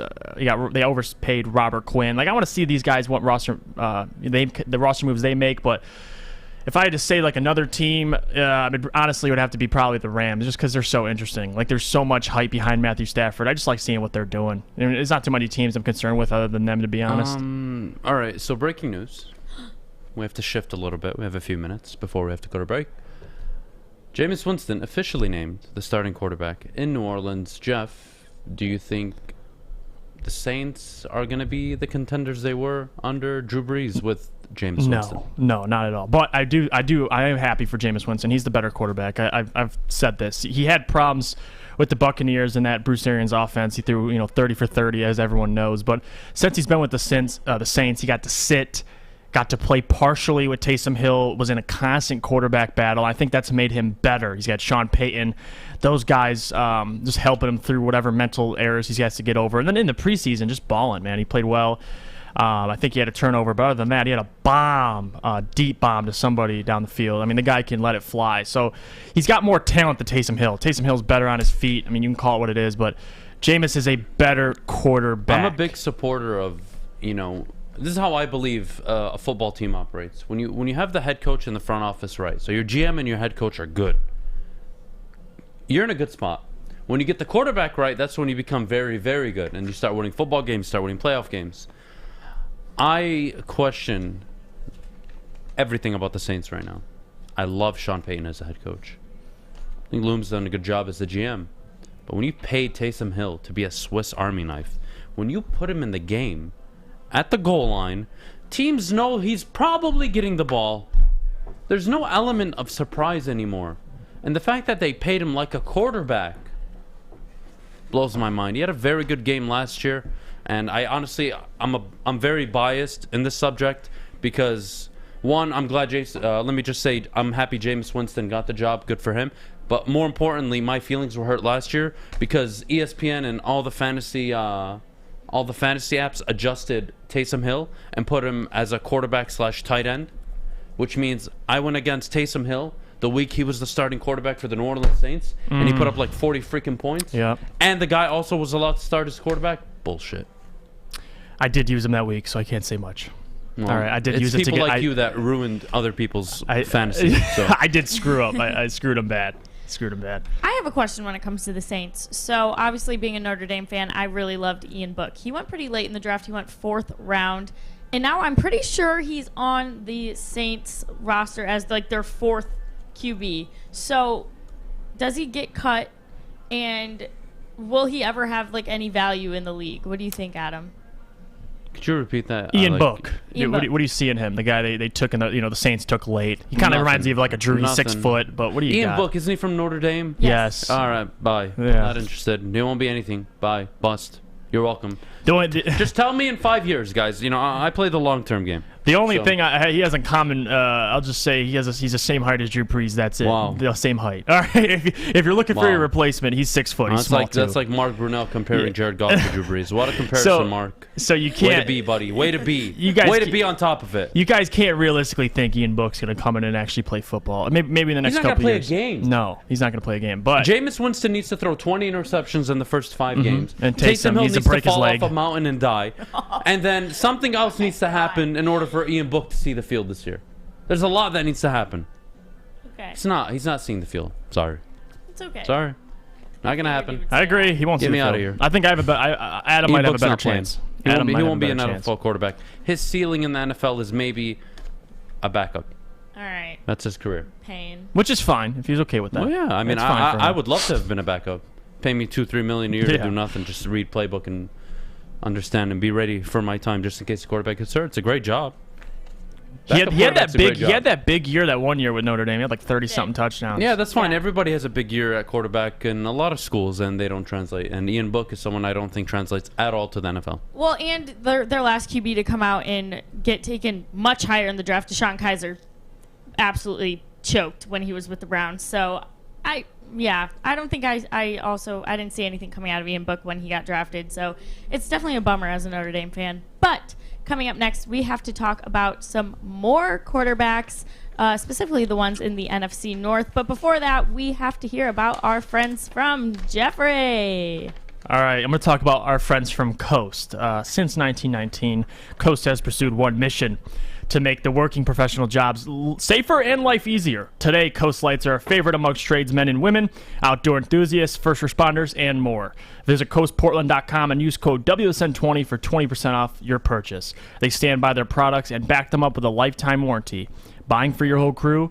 Sign up with our Coast crew to take advantage of special discounts, early access to new products, and more. Again, that 20% off code is WSN20. Use it. Opa! Introducing Papa Romano's new Greek pizza, a tasty blend of bold Greek flavors and Mediterranean toppings, including feta cheese and Greek dressing. Get a large Greek pizza for a limited time for $16.99. Order now at paparomanos.com.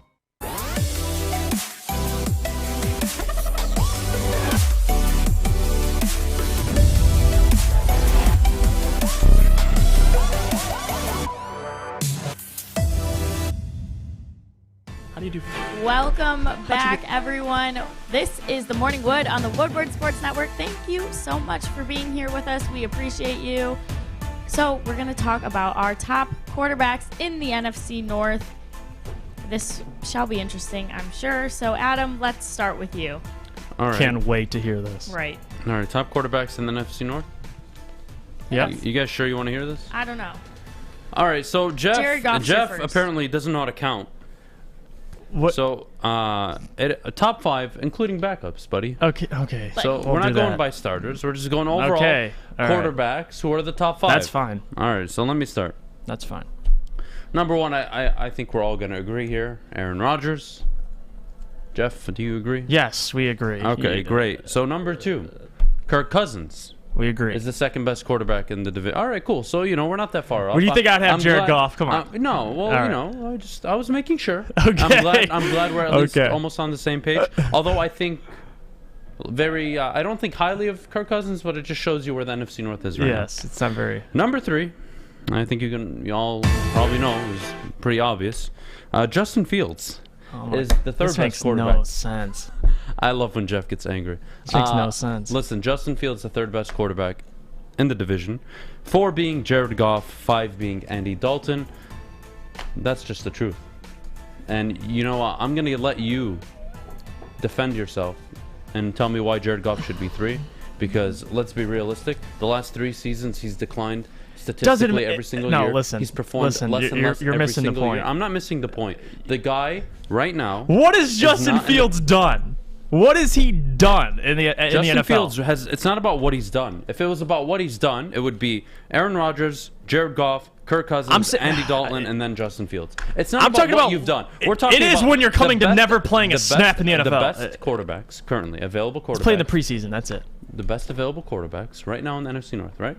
So obviously we all agree Aaron Rodgers. Yes. Kirk Cousins is number 2. Yes, talented. All right, cool. More Justin talented. Fields is number 3, and I'm going to tell you why. Tell me, please. Because you're really missing the boat here. This is not a shot at Jared Goff. This is Justin Fields has immense potential. You swap Justin Fields with a Trey Lance, a Trevor Lawrence. Hell, if Trevor Lawrence is in this division instead, he's probably number 2. I have rookies over half of these guys outside of Aaron Rodgers. That tells you something about the quarterbacks in the NFC North. They're not that great. So no, I'm not going to sit here and put Jared Goff at 3. Why would I? Just because he's a starter in Detroit? Oh, by default, he's going to be... No, he's not the third best quarterback. Jared Goff has won multiple playoff games. We're not talking about Jared Goff's past because Jared Goff's past was in L.A.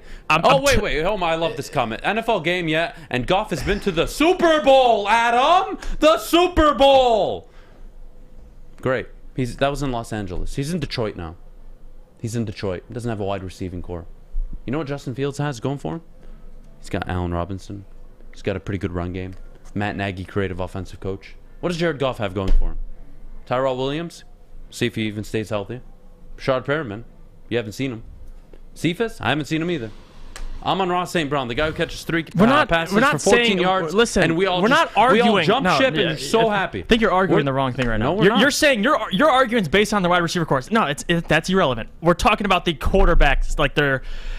You got to understand, with Justin Fields, we make the argument, we talk about Ohio State and how quarterbacks don't necessarily translate. I understand Justin Fields may be different, but we don't know anything. The guy has only played 2 preseason games. Okay, we don't know anything and you're about going to Jared take Goff that sample. Hold on. We don't know anything about Jared Goff in a Detroit Lions uniform. It doesn't matter. He's played NFL football the last 6 years. Oh, that matters. It does matter. That matters. So you're telling me it doesn't matter that you've played 6 years in the NFL experience-wise, and now Justin Fields, who won't see the field for majority of this season. He's going to come in late. Like you said, you don't want to kill him. You asked me prior to the show to rank The top 5 quarterbacks in the NFC North. Can I give you mine? I ranked them for you. All right, I'll tell you mine. I didn't say, hey, Adam, give me the top, you didn't ask me, Adam. If you were asking me, Adam, I want you to give me the 4 guys in the division that have had the most experience, who've played NFL ball There's before, better. guys that are starting for their teams. Obviously, Rodgers, Cousins, Goff, and Dalton is the order. And if you want to, I don't want to hear it. Sorry, guys. Whether you like it or not, you take any rookie quarterback that was drafted in the first round, they probably sit at 3 outside of Mac Jones. And I'd struggle with Zach Wilson, but I'm definitely Lawrence over Goff in the division if he was here. Definitely Justin Fields, and definitely Trey Lance. So I'm hold sorry. on. Let me just Adam, hold you on. gotta address the comment Justin section. Fields. No, You let have me ask you this real quick You because gotta address the comment section. I'm not People- reading hold on. the I'll comments. ask him for him because I was going to Get ask it. this question regardless because it's like you're talking about the Lions and we can't expect much from the rookies or expect much from these rookies in general. To rank Justin Fields at 3 over at 4. Let me go through mine. All right. This is the right list, by the way, guys. All right. Aaron Rodgers number 1, as he should be. Kirk Cousins number 2, as he should be. He puts up whatever better stats. You can say it all. Jared Goff number 3. Justin Fields close 4th, and then 5th. A close 4th. Wow. So you're admitting. Well, the kid's got talent, but you're going to tell me he's better already than Jared Goff?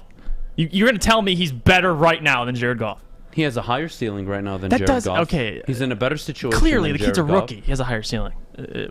Oh my goodness! Again, so you know what? Then you should change the pre-show discussion when you ask rank your top 5 quarterbacks in the NFC North. It's not based on what they've done previously. Not based on potential. I should have wrote that. Adam would have been right. Oh my goodness! But we're talking about Aaron Rodgers still has 3 prime years left in the league. Kirk Cousins hasn't shown that he's going to fall off a cliff. He's still a productive quarterback. Jared Goff for 3 consecutive years has been on the down. He's been declining. His play's been declining. His turnovers have gone up. His quarterback rating has been on the decline. What do you guys want? Like, holy crap, you get so offended. Justin Fields, rookie coming out. He's going to sit a majority of the season. Yes, but I still think he's a better quarterback today than Jared Goff. It's not even a question. And look at his surroundings. It's not even close. Put him in game 1 then. Put him in game 1? So Why? good. So Aaron Donald could rip He's him so apart? great. Put him in game 1. Yeah. Why is he sitting at him? Why is he sitting? To groom him? He's a rookie. Are you you're grooming him. So you're going to tell me a guy you have to the groom. same way you sat Patrick Mahomes, you're going to sit Justin Fields So, if you're smart. So is Patrick the, I don't know, let's throw those guys. The guys who sit, you're ranking those guys above guys who are starting, playing, that are You didn't better. ask me who's playing, who's starting. You asked me who. He's better. better? Jared Goff is better right now. We don't. Oh, now, my if Justin goodness. comes out and has a great couple 5 games, we can have a rediscussion. But right now, you're going to tell me Yep. before the season starts, Justin Fields is a better quarterback. Yep, I think he's a better quarterback than Jared Goff. And I don't know. That's tough to process. That's tough to say. It just I doesn't know make it's tough sense to because I'm trying to process. You think guys of don't think. because I'm You trying guys to think don't of reasoning and it only just look doesn't at, click. You're It just- only looking at, oh my God, Jared Goff beat Seattle last year. He No, didn't it's- start. He came in with Look at the years prior. He came in with a hurt thumb. Look at Cam years Akers ran prior. for over 130 yards. Look at years All he prior. did was complete 11 passes. He didn't contribute much in that game, so don't even bring that game up. Secondly, Jared Goff, again, situation. What kind of situation is Jared Goff in, everybody? Oh, I don't know. Tom Kennedy is going to be his number 3 or number 4 wide receiver. Oh my goodness.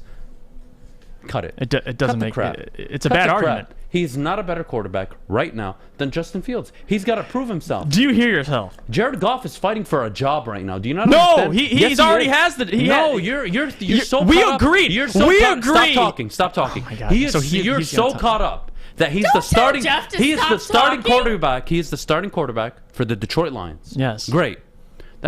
He's fighting for a backup role in his next contract. He's not out there trying to grow and potentially win football games with this team. They're not He in a could start position. for Denver. There's teams out there that have worse quarterbacks. He could start for Denver. You're kidding me. Because I take Teddy Bridgewater. You know what? I would take Teddy Oh my Bridgewater God! All right, over you know Jared what? Goff. You know what? You could take. We're not even gonna argue that. That's another argument because I'll take Jared Goff over Bridgewater. But anyway, going back to the NFC North quarterbacks, makes zero sense. It makes zero sense. How in your life can you look me in the face and tell me Justin Fields, someone who hasn't played a snap in the regular season, you saw this kid could get murdered. We saw the hit he took in the preseason. Like, we don't know what he's going to do.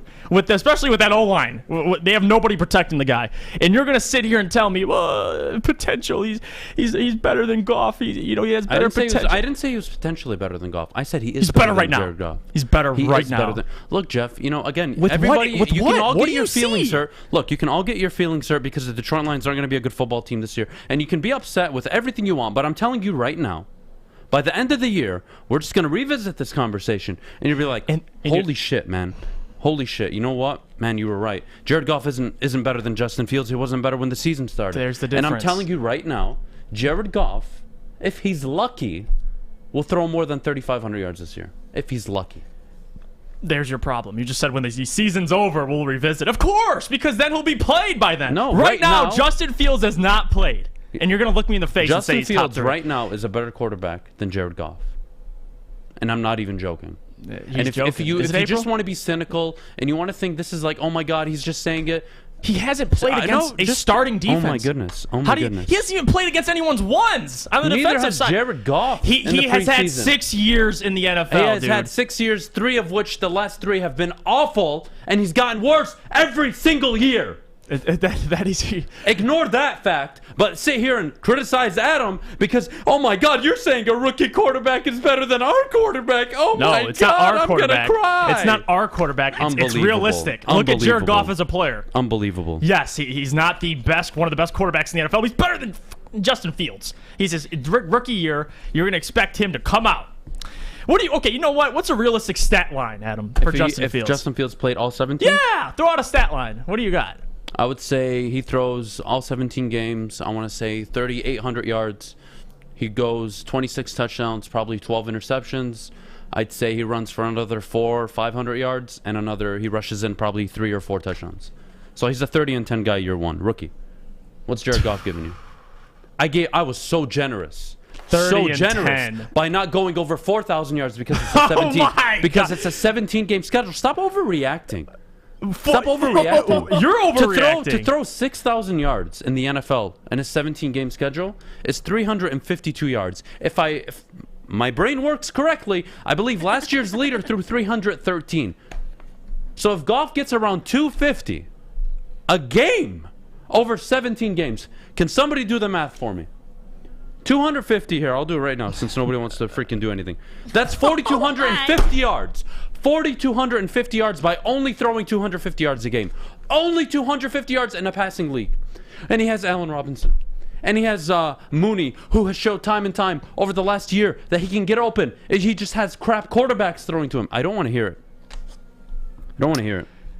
Sorry. Bottom line of the argument, if you think Justin Fields is better his rookie I know. year, You guys can all get upset. He should have been taken number 1 overall. He should have taken. No, that's not what I'm saying. This kid is going to go 30 and 10. I just told you that Trey 30 Lance, and 10. Trey Lance and Trevor Lawrence walk in the division tomorrow. They are better quarterbacks than Jared. Well, not Trey Lance. Trevor Lawrence. You can make an argument for Zach Wilson, but again, this is like my point.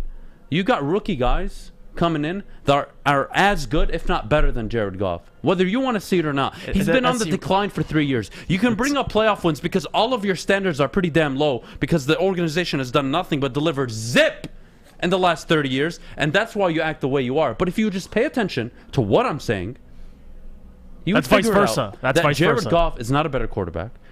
He deserves to be 4th. And it's that simple. I'm sorry. Like, no. I'm not sitting up here trying to. I've never been in the business of overrating rookie quarterbacks before they touch the regular season field. It just makes zero sense. And as a credential, if you want to be reliable, someone who can be listened to for an opinion, you're going to come out here and say, this guy's better, and he hasn't touched the football field. It has no logic. It just doesn't make sense. And I understand he looked good at Ohio State, but so did Dwayne Haskins. He looked great at Ohio State. I mean, they're different players. I agree. Okay. But you're going to tell me he let's hasn't use touched. The Ohio State. Let's use the Ohio State argument because I'm very fascinated with it. So Ohio State, the reason why Ohio State quarterbacks typically don't translate into the NFL is because they're asked to only make 1 read, 2 at the most. 2 at the most. They don't do any pre-snap. They don't do any pre-snap work. They're looking at the sideline. They get the ball. They do their drop. I'm looking at my wide receiver 1. I'm looking at my wide receiver 2. If that's not there, I'm running. That is what was run with Dwayne Haskins. That's what was ran under everybody prior to Justin Fields. Great. Justin Fields walks in.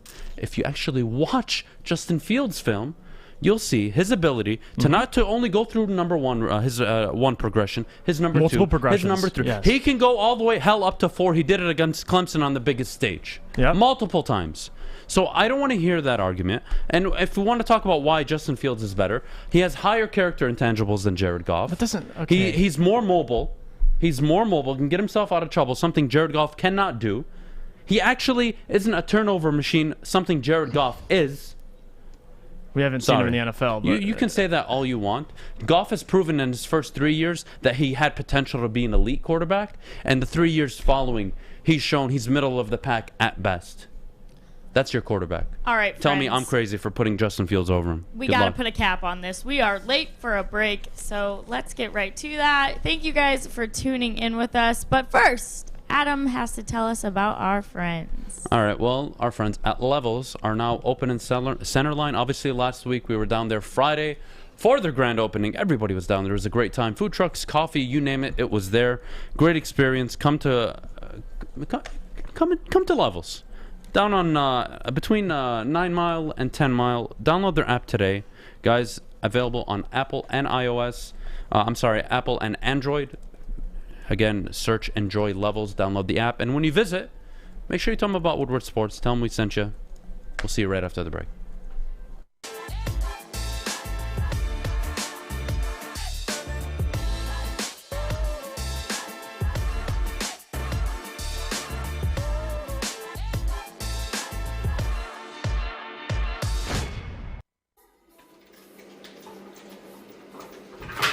Morning, Art. Morning, D-Mac.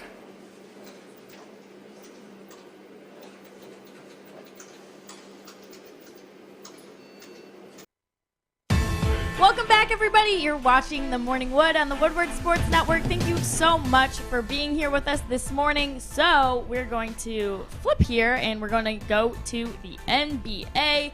The Eastern Conference Power Rankings have come out, and I want to know if anything shocked you guys. Do you need me to read you guys the list? Yes, read that list. I got you. At number 15, we have the Magic. Number 14, we've got the Pistons. 13, Cavaliers, respectively. Hornets, Pacers, Wizards, Raptors, Bulls, Celtics, Knicks, Heat, 76ers, Hawks, Bucks, and in number 1, the Nets. What do you guys think, Jeff? Listen, you can argue a couple things, like the Knicks being 6th out of everybody over the Boston Celtics and everyone else. This is based on last year, so it's the power rankings. I get it. Going into this season, but there's a couple teams I don't necessarily agree with. I think the Knicks could be a little lower on that list. Another team I think is a little too low is the Detroit Pistons, because you have us ranked below the Cavaliers, and I understand the Cavs, they got Evan Mobley, they got Colin Sexton, who's a great player, and they got Darius Garland, who's also a great player, but they can't win games. But they're going to have Kevin Love back, so you know what? I will let it slide. I think Charlotte Hornets are 12th. Pacers are 11th. I mean, I don't see too many teams that I could argue or that Pistons are better than. I think you can maybe make the argument for Washington Wizards, but they got Beal, who's such a great player. I think him by himself makes them just such a great team, but they're still going to be bad. But I don't have too much problems with this. I mean, I like the Pistons to be ranked a little higher, just considering people aren't really looking at. Where are they ranked right now? They're 14th or something like that. Where are they in the East? That's what I want to know. Out of the 16 teams in the East, what are they ranked? I think 14. 14? Yeah, 14. Okay. It's a little low, but who's ahead of them? From 12, read me 13 to 11. 13's Cavs, the Cleveland Cavaliers. 12 is the Charlotte Hornets, and then 11th is the Indiana Pacers. So Pacers need to take a step back, and so do the Cavs. The Hornets should be a little higher. The Hornets have LaMelo Ball, Terry Rozier backcourt. It's a very good backcourt. Yeah. I don't know how they're out of the top 10. Who's 10 to 8? I was gonna say 10 is where it gets interesting. Washington Wizards, which they should be 14. Yeah, they're bad. They should be where the Pistons are. And then it starts making a little more sense. Like you got Toronto at 9, you got Chicago at 8, Boston I don't love at Toronto 7. at 9. I don't love Toronto at 9. They lost key players in free agency. They drafted some young talent. Yes, I like it. It's nice, but they're not a top 9. They're not a top 9, top 8 seed. They just aren't. Like, again, these are power rankings. I just totally disagree. I don't think the Pistons are 14th. They should be anywhere between 12 and maybe, hell, I'd give you 12 to 10. Can't go higher than 10. But I would give you 12 to 10 to start the season. The team got significantly better, yet they're ranked 14th in the East. In the East? I don't know how Westbrook just left Washington. And they got Kuzma, really, to replace him. That's it. My goodness. So, that is awful. And they feel like that's a 10th. That is awful. So I think the main thing is the problem with how low the Pistons are, because it's not even kissing their behind. It's just being real. I mean, they added Cade, Kelly Olynyk, a couple guys. They got rid of Mason Plumlee. And I think that people have to understand that guys get better. So these guys are going into their second year, could be better players. I think that's what they're discounting. It's like the same thing with Bleacher Report's best young cores, and they left the Pistons out of it. Makes zero sense. They're just underestimating the young core we got. But only a couple teams I'm upset with. Washington at 10, maybe the Raptors at 9, and then definitely the Knicks at 6, because they added Kemba Walker, which was a great pickup. He's a great point guard. But what if the Knicks, besides last year, they sniffed the playoffs and got absolutely they went to that tough series with Atlanta and Trae Young. They talked trash to a man they should not have talked trash to, but can they do it again? We'll see. They got Evan Fournier and all. They got a good team around them, but Thibodeau's got to turn it up a notch. So they're 6th ranked above Boston and other teams. So that's going to be interesting. That's a big question mark to me. But yeah, I mean, if you're arguing the Pistons should be 11th, 12th, I mean, okay. But at the end of the day, they're still bottom of the pack. So it's just being realistic. But this, more importantly, tells a story about the realistic expectations we need to have, because 45 wins for this team, according to multiple power rankings. You are nobody to sit up here and talk about realistic expectations. No. I mean, considering your Jared Goff argument, you're not one to talk about realistic expectations. But you just kinda, look, Vegas came out. They set the Pistons at 25.5. We sat up here. We agreed. It's too low. Yes. We think they're a 30 to 34 win team max. Are you okay with that if I put us both in that category? 30 to 34 wins? Yes, no? Yes. Is 34 too much for you? No, it's honestly right on the button. I don't think any more than like 36 is where we're starting to get Okay, so let's say even if we agree to 30 to 35. Yes. That is still a significant more than what Vegas put out. I think teams are, again, you're undermining the value of Dwayne Casey as a head coach in the regular season, his player development. They just got the #1 overall pick. How are the Cavs higher? It blows my mind, but I will say, given their hard schedule, it doesn't surprise me, but they're not the 14th worst team in the Eastern Conference. That's bad. Sorry, they're not the 3rd worst, I should say, but regardless, it's inaccurate. They should be 12 to 10. I think 12 to 10 would be fair. We wouldn't be having this discussion. Like, this seems to me like a waste of time. Like, I think they got this totally wrong. And we'll see what happens from here. But I told you guys earlier, bet on the over for the Pistons. If you're telling me the Pistons can't win 26 games this year in a full season, that's a problem. Adding Cade Cunningham, and now you have year 2 of last year's rookie class, I would be surprised. So I'm taking the over on that. It's a friendly line. I would definitely bet good money on it. That's just my recommendation. I think this power ranking from ESPN, like I think about most of their stuff, is garbage. So what does it matter? And at the end of the day, it makes my argument, because I did say I see this team as a potential play-in tournament. Playoffs, it's a stretch. But like I said, if my argument was having them 10 or 11th, it kind of makes my argument too. If they can squeeze into that 9th or 10th spot, they have the ability to make the play-in. I see the Knicks still being in the playoffs. You know, Boston's going to be in there. Charlotte might be around there. But Washington, I think we're better than Washington. I think we can, possibly be better than Toronto. I think Toronto's still a pretty solid team. But other than that, man, no reason why we can't get in the play-in tournament. I think 30, somewhere in the 30s with wins is realistic. 45 is a stretch. I mean, we got 45 a couple years ago and got swept with Blake Griffin. So you saw what it took to get that. This team is not in a position to be competing in the Eastern Conference. No, it just isn't. No. So enjoy the year. You're going to win more than 25 games. Good. Cade Cunningham will start to develop, hopefully, into the star that you drafted him to be. And by year 3 in this process with Cade, ideally you're getting out of the first round. As early as year 2 in Cade, you can get out of the first round with this roster if it develops, if it continues to develop the way it has. But there's a big but in all of this.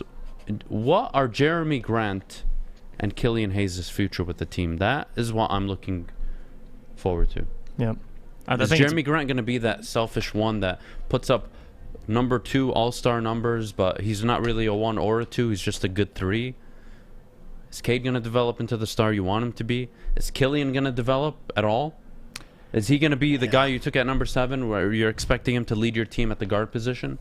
If not, I don't want to say it sets the team back, but it doesn't set them. It doesn't help them go forward anyway. Either way, so that's my thoughts. I could care less about the ranking. I think it was wrong. Did it shock me? No. ESPN puts out a lot of dumb articles, so yeah, there's nothing new to me. 14th, I think it's too low. I think they should be 12 or 12 between 12 and 10. I think that's fair. Yeah, I agree with that. What you got, Kennedy? Sorry. Talking to Stick in the chat. It's fun. Thank you, everyone, for tuning in with us. It's been a lot of fun. We appreciate all of your comments. And we just appreciate you being here in general. But up next, we've got to talk about another quarterback and if he will start. So make sure you tune in for that. Stick around. This is Woodward Sports. Hi, I'm David Hall from Hall Financial. With historically low interest rates and 5-star service, you could pay your mortgage off faster without increasing your monthly payment. Get started now at 248-308-5000 or chat with us online. Call hallfirst.com. You don't fumble the ball at work. Hey, Drake Bell, Sean Belizean. See you guys next weekend.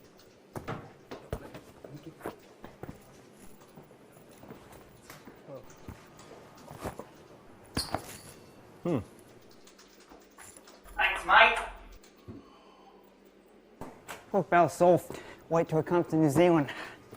Sure that out. Welcome back, you guys. You are watching The Morning Wood on the Woodward Sports Network. We are so happy to have you here right with us. But now we have to talk about, will Jimmy G start week 1? I mean, he's got Trey Lance on that back burner, or maybe not on the back burner. Maybe he's that number 1. So what do you guys think? Where is Jimmy G going to be? Is he going to be playing week 1, Adam? So Trey Lance is not ready to start 17 games for the San Francisco 49ers. Now, let's backtrack a little bit. 49ers are 2 years removed from a Super Bowl.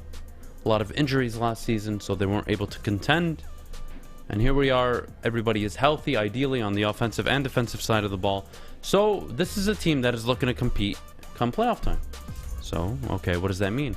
That means Kyle Shanahan would love nothing more than for Jimmy G to absolutely play fantastic for weeks 1 to 10. If possible. Now, Jimmy G, we discussed the other day, I believe he's at an all-time low in confidence. I don't think he's the quarterback he was 2 years ago. I don't think he believes he's the quarterback he was 2 years ago. And that's problematic for this team because Trey Lance is not ready. He is not ready to start in a Kyle Shanahan offense. He just isn't.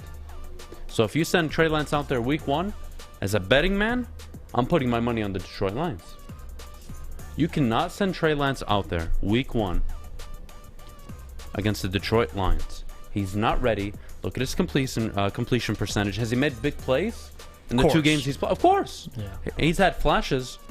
He definitely hasn't put any sustainable drives together outside of, I believe, the last preseason game where he led them down right before halftime. Regardless, Jimmy Garoppolo should start. The 49ers need him to start. And Trey Lance needs Jimmy Garoppolo to start so he can take the time he needs to develop. And hopefully, for San Francisco's sake, he becomes the quarterback they traded up to get. So, to answer the question, Jimmy Garoppolo should start. Whether or not they're going to run packages for Trey Lance, that's been the report coming out. That's fine. But I'd rather you just sit the guy, let him absorb the offense, let him absorb your playbook, and give him the time he needs. Is he a better quarterback than Jimmy G right now? I don't think so. I don't think he's that much better. They're maybe on the same level. You want to talk about Andy Dalton and Justin Fields? Justin Fields is obviously better than Dalton. Can we agree on that, Jeff? Yes, he's better than Dalton. Okay, yes. Good. So, but they're not starting him. Why? Right. Oh, it's because he's not better at it. No, they're not starting him because they need him to sit him a year. He needs to get familiar with the playbook, and you don't need to rush something. You really, when you feel you have something good, there's no need to rush. When you trade up the way they did to get Justin Fields, you don't rush it and risk the possibility of him failing. You limit the risk by sitting him and getting him reps if needed in game towards the end of the season, and he becomes your starter week 1, the ideal bridge quarterback situation. Detroit will have that next year or the year prior or the year after. They will have that. Jared Goff will be the pass the baton guy, and he'll be 5th in my power rankings next year if the Lions draft a quarterback. That's the reality. The guy on the board right here needs the guy to his right to sit. Jimmy G needs to start. This dude needs to sit. Trey Lance needs to sit and understand and absorb everything about a Kyle Shanahan playbook. It's a zone run team. Mm-hmm. They do a lot of play action, downfield passes, which really suits Trey Lance. It's what cost them the Super Bowl against the Chiefs, was that missed throw by Jimmy Garoppolo, and I don't think he's recovered since. Having said that, Jeff, who do you think should start? I think it's important for Jimmy Garoppolo to, like you said, if he plays extremely well, and by definition, I mean extremely well is just how Jimmy G would have a great season. I'm not talking about 30-10, Justin Fields' rookie year prediction, but I am talking about him just playing, solidifying him being the starter, because you don't want Trey Lance to come in there and ruin his confidence, or the fact that the 49ers took him so early and believed in him, regardless of the pass attempts he's had in college and not experience playing the quarterback position. But he's immensely talented. But the key part is keeping him and letting him learn this Kyle Shanahan offense and just getting used to the NFL in general, because the worst case scenario is for Jimmy G to come out and just play an atrocious, and his psyche is so messed up from the previous years that in the first 6 games he's playing so bad that Kyle Shanahan's looking for Trey Lance. I mean, I like the packages. I like Trey Lance coming in sometimes, but at that point, just don't play him at all. Let him rest. Get him a year under his belt, if not the towards the end of this season, if you guys want to play him a game or two, whatever the case may be. But for the best part, if you want him to really reach his potential, the best part is to let him learn and process information, because the minute you throw him out there, he understands that what Jimmy just went through and his psyche is shattered. It's going to weigh on him. He's going to go in there and he doesn't want to make mistakes. Obviously, the pressure's on, but it's better to let him learn. Give him a year, if not 2. I think 1 year was all it takes for him. I think Jimmy G might be out by next year, but he will be. Yes, he will so you give him 1 year behind, just sitting behind Jimmy G learning, and I think next year's your time to go. You don't draft a quarterback in the top 3, and the guy that you had prior to him stays 2 years, unless he's the backup. Yeah, he'll be gone. Jimmy G is gone after this year. Yeah. Now, again, best case scenario for the 49ers, he pulls an Alex Smith. They finish 11-6, 10-7. They get into the wild card, and they maybe win a game, and then they get bounced. And then the team rolls into next season with confidence, like, all right, Trey Lance is our quarterback now. He's ready. He knows where all of us need to be. He knows the protection schemes. He understands when to change, how to get out of a bad play now. He's got it all now. That's what the Niners need. That's basically the same thing the Bears need. The Bears need that out of Justin Fields the same way the Niners need it more with, I believe, Trey Lance. So, to answer your question, Kennedy, Trey Lance should not be starting. If they want to throw him out in packages, I would advise against it. I say just throw Jimmy G out there. And if he's that god-awful, then you need to decide, are we going to compete for a championship this year? If the question is yes, you put in Trey Lance and you try to recover. If the answer is no, you ride Jimmy G as long as you have to, and when the season is statistically over, then you bring on Trey Lance for the last 4, 5, 6 games, and you give him a run. And everybody's like, "Oh wow, if they had Trey Lance the whole year, they would have made the playoffs." Adam, no, he needs time. He needs time, and if you lose a lot of games prior to him coming in and he wins some, you'll be picking top 10 next year. Mm-hmm. Which means you're going to add another good piece on top of your year 2 quarterback. Niners, watch out. So they're a good football team. I don't expect them to suffer too much, but again, I believe they're 26-8 with Jimmy G as their quarterback.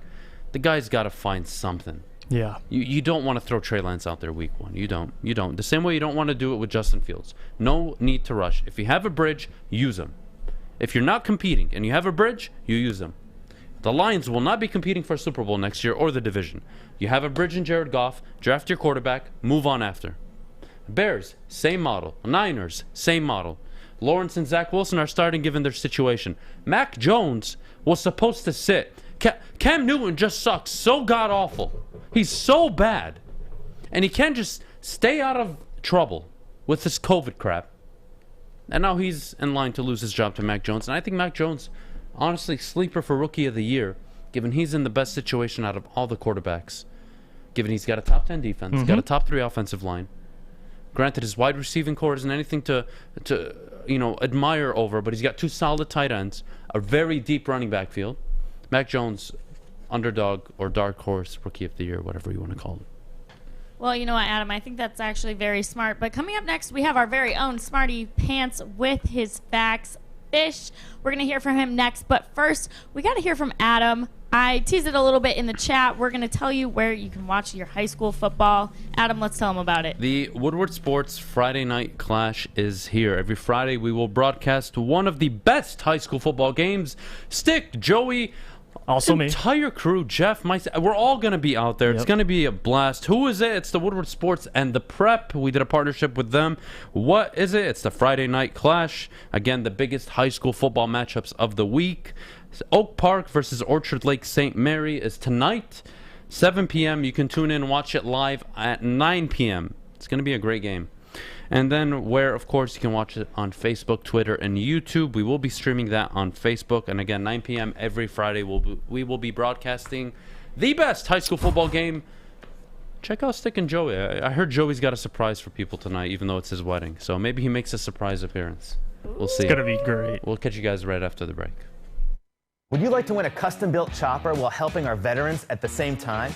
Then watch as we turn this bike into a one-of-a-kind classic chopper. Watch the Call Sam Chopper Shop on our social media channels and get your raffle ticket today at callsam.com/chopper shop.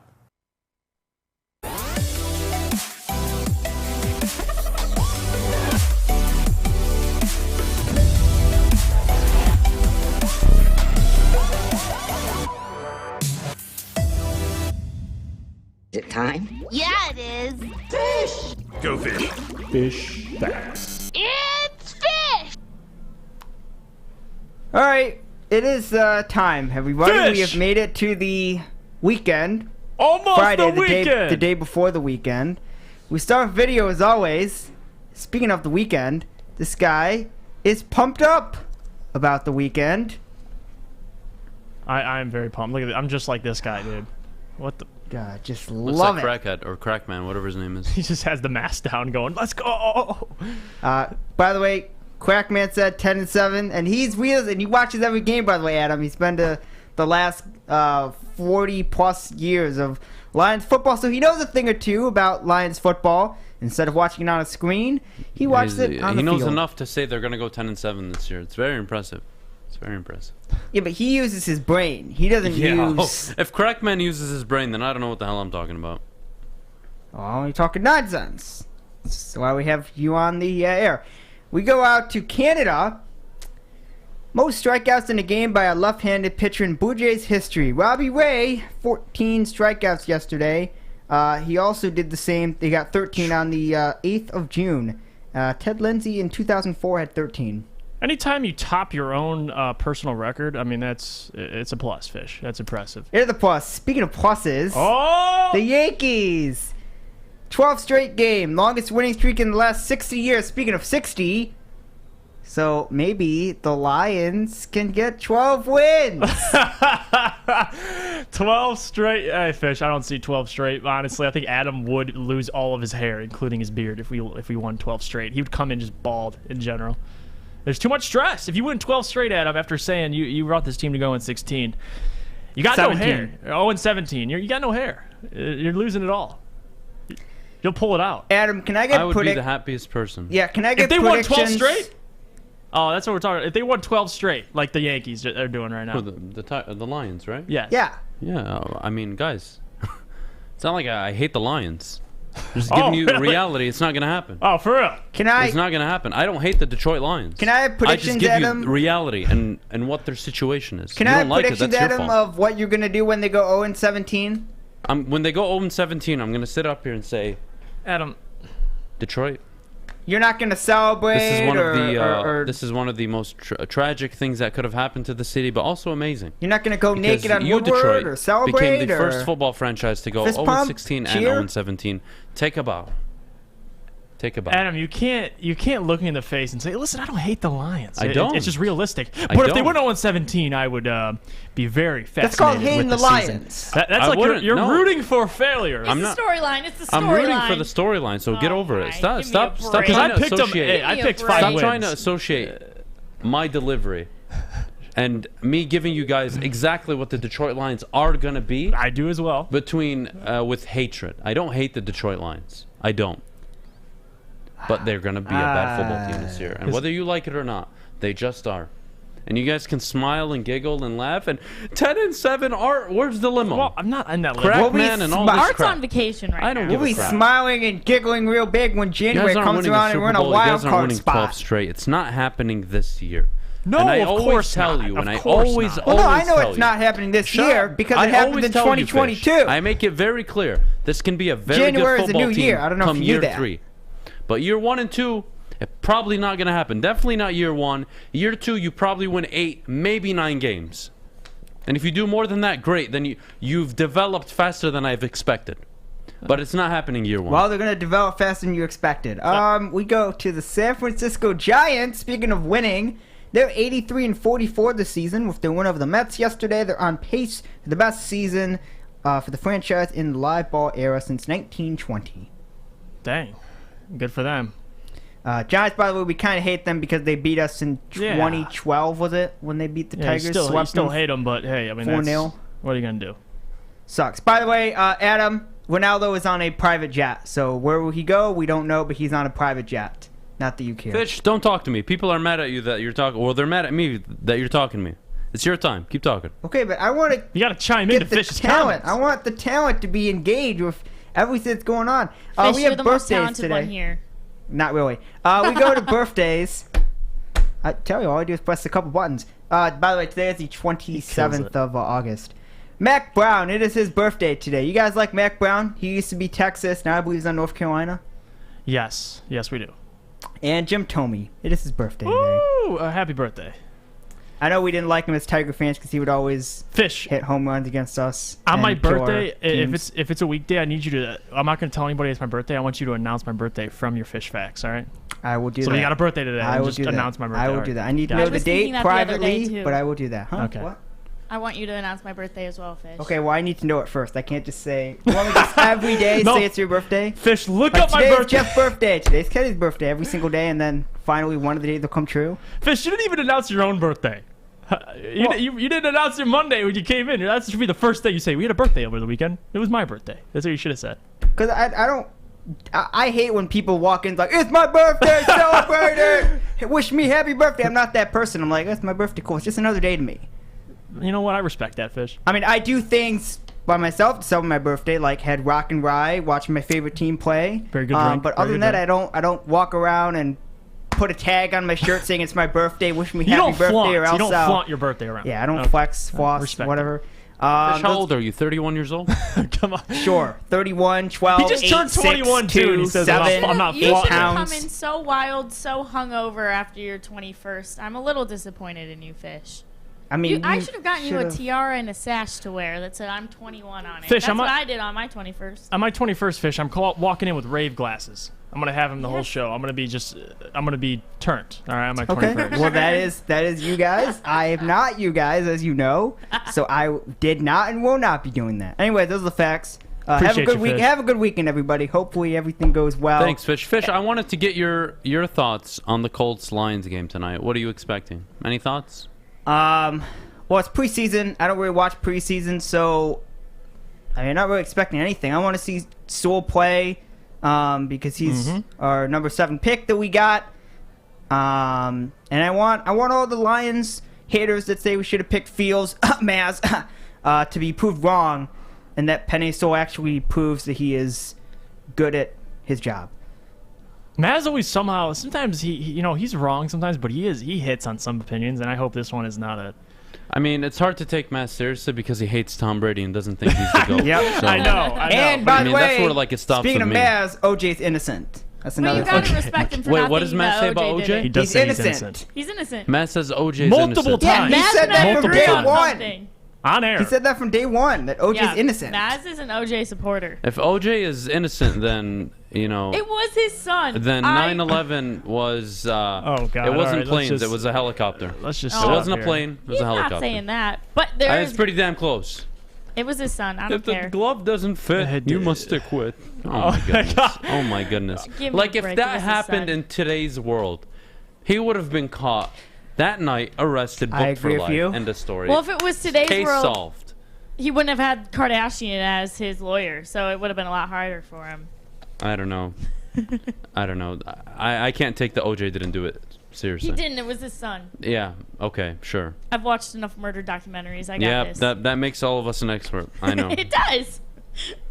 But anyway, thanks so much, everybody, for tuning in with us. It is Friday, so go enjoy your weekend. But do not forget, the bottom line is up next from not the bottom line. I love this comment. I'm sorry, Kennedy. If What? OJ is innocent, then the Detroit Lions are winning the Super Bowl this year. OJ's innocent. It was his son.